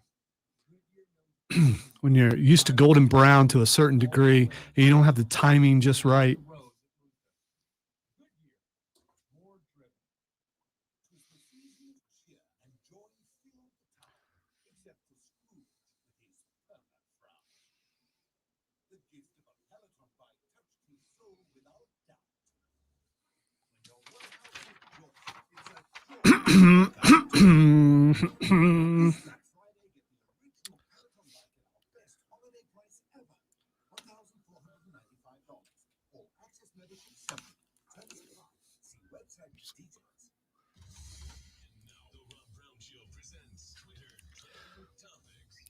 You know what a difference a couple hours make, or 1 hour. Was thinking I wasn't going to get to hear that intro, and there it was. It's time for Twitter Trending Topics, where I tell Rob what is trending, and he tells everyone what he knows about the first thing that's trending is Kenny Omega. I did not get to watch Saturday nights. A, because I was working, and B, because then I watched a Triumph, and C, because my Sunday plans got blown up due to a family emergency, unfortunately. However, despite my best efforts to avoid spoilers, I am aware that the Millennial Cowboy did Cowboy Boat and defeated Kenny Omega to become the AEW World Champion. I have it on the DVR at the house, and I will be watching it this afternoon. From what I've heard, it was a pretty spectacular match. The rumor is that Kenny Omega has been wrestling with a lot of injuries. Really? Including what I read was there was a chance they may have had to change what was going to happen before the pay-per-view because the injuries are such. They're not saying what they are, and I've seen it at a couple of different sites. I don't want to say what they say it is, because I didn't read that part because I didn't want to be spoiled. Yeah. As far as that goes. I'm intrigued. I think the story had to be. The story had to be that Hangman won, right? Like if Hangman lost another one, I think for the most part, that character's pretty much done. Yeah, absolutely. All right. The next thing that's trending is, speaking of done, Chase Young. Chase Young is done. It was earlier today that Ron Rivera announced that he had sustained a torn ACL in the win over the Buccaneers yesterday, a very costly W for the Washington football team yesterday. And Mr. Young is done for the year, which is a bummer because he was having a whale of a season. Absolutely. All right. The No Way Home is trending right now. No Way Home trending. Do we have another trailer? Oh, there's a couple reasons why. First of all, a new poster has been posted, and ahead of the new trailer that happens tomorrow. So yeah, we've reached the point where trailers are teased about when they're going to drop. The one tomorrow is supposed to be very revealing, but the poster is really cool because he's not the only one on it, hero-wise. I'm going to finish Twitter trending topics in the next minute and a half before I look. Okay, there we go. All right. And okay, the next thing that's trending is Xbox. Lots dropping on Xbox the last couple of days. We have found out a couple of games that are going to be Xbox exclusive, including the next Elder Scrolls game, I believe you said earlier. Yes. And the other another reason why Xbox is trending because today is its 20th anniversary of the first Xbox, which I just happen to have in there in the office. The very first Xbox. Well, not the very first one, but one of the first ones to roll off the line. Still got mine at the house, as a matter of fact. And they're heavy. So if if someone was to get in the building that shouldn't be in there, they're getting hit by an Xbox. All right. One last thing, Halo Infinite.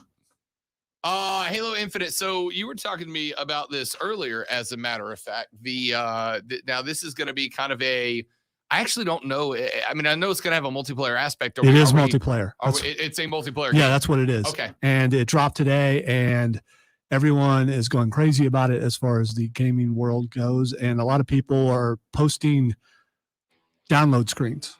How, what was the game like in your life? The game. I have to narrow it down to like 3 the games. I can't do that. Halo was mine. Halo was the game that I was like, all right, I'm a gamer dude now. All right. This is what I do.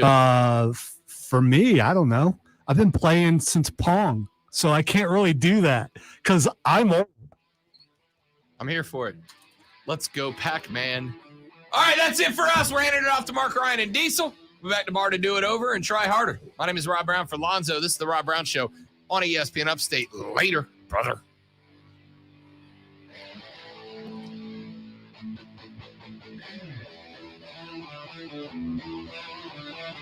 ESPN Upstate, WIRD Greenville, WORD Spartanburg, WFBC FM HD3. An Odyssey station. This is Sports. I'm Kevin Winter. Von Miller is expected to make his debut for the Los Angeles Rams tonight when LA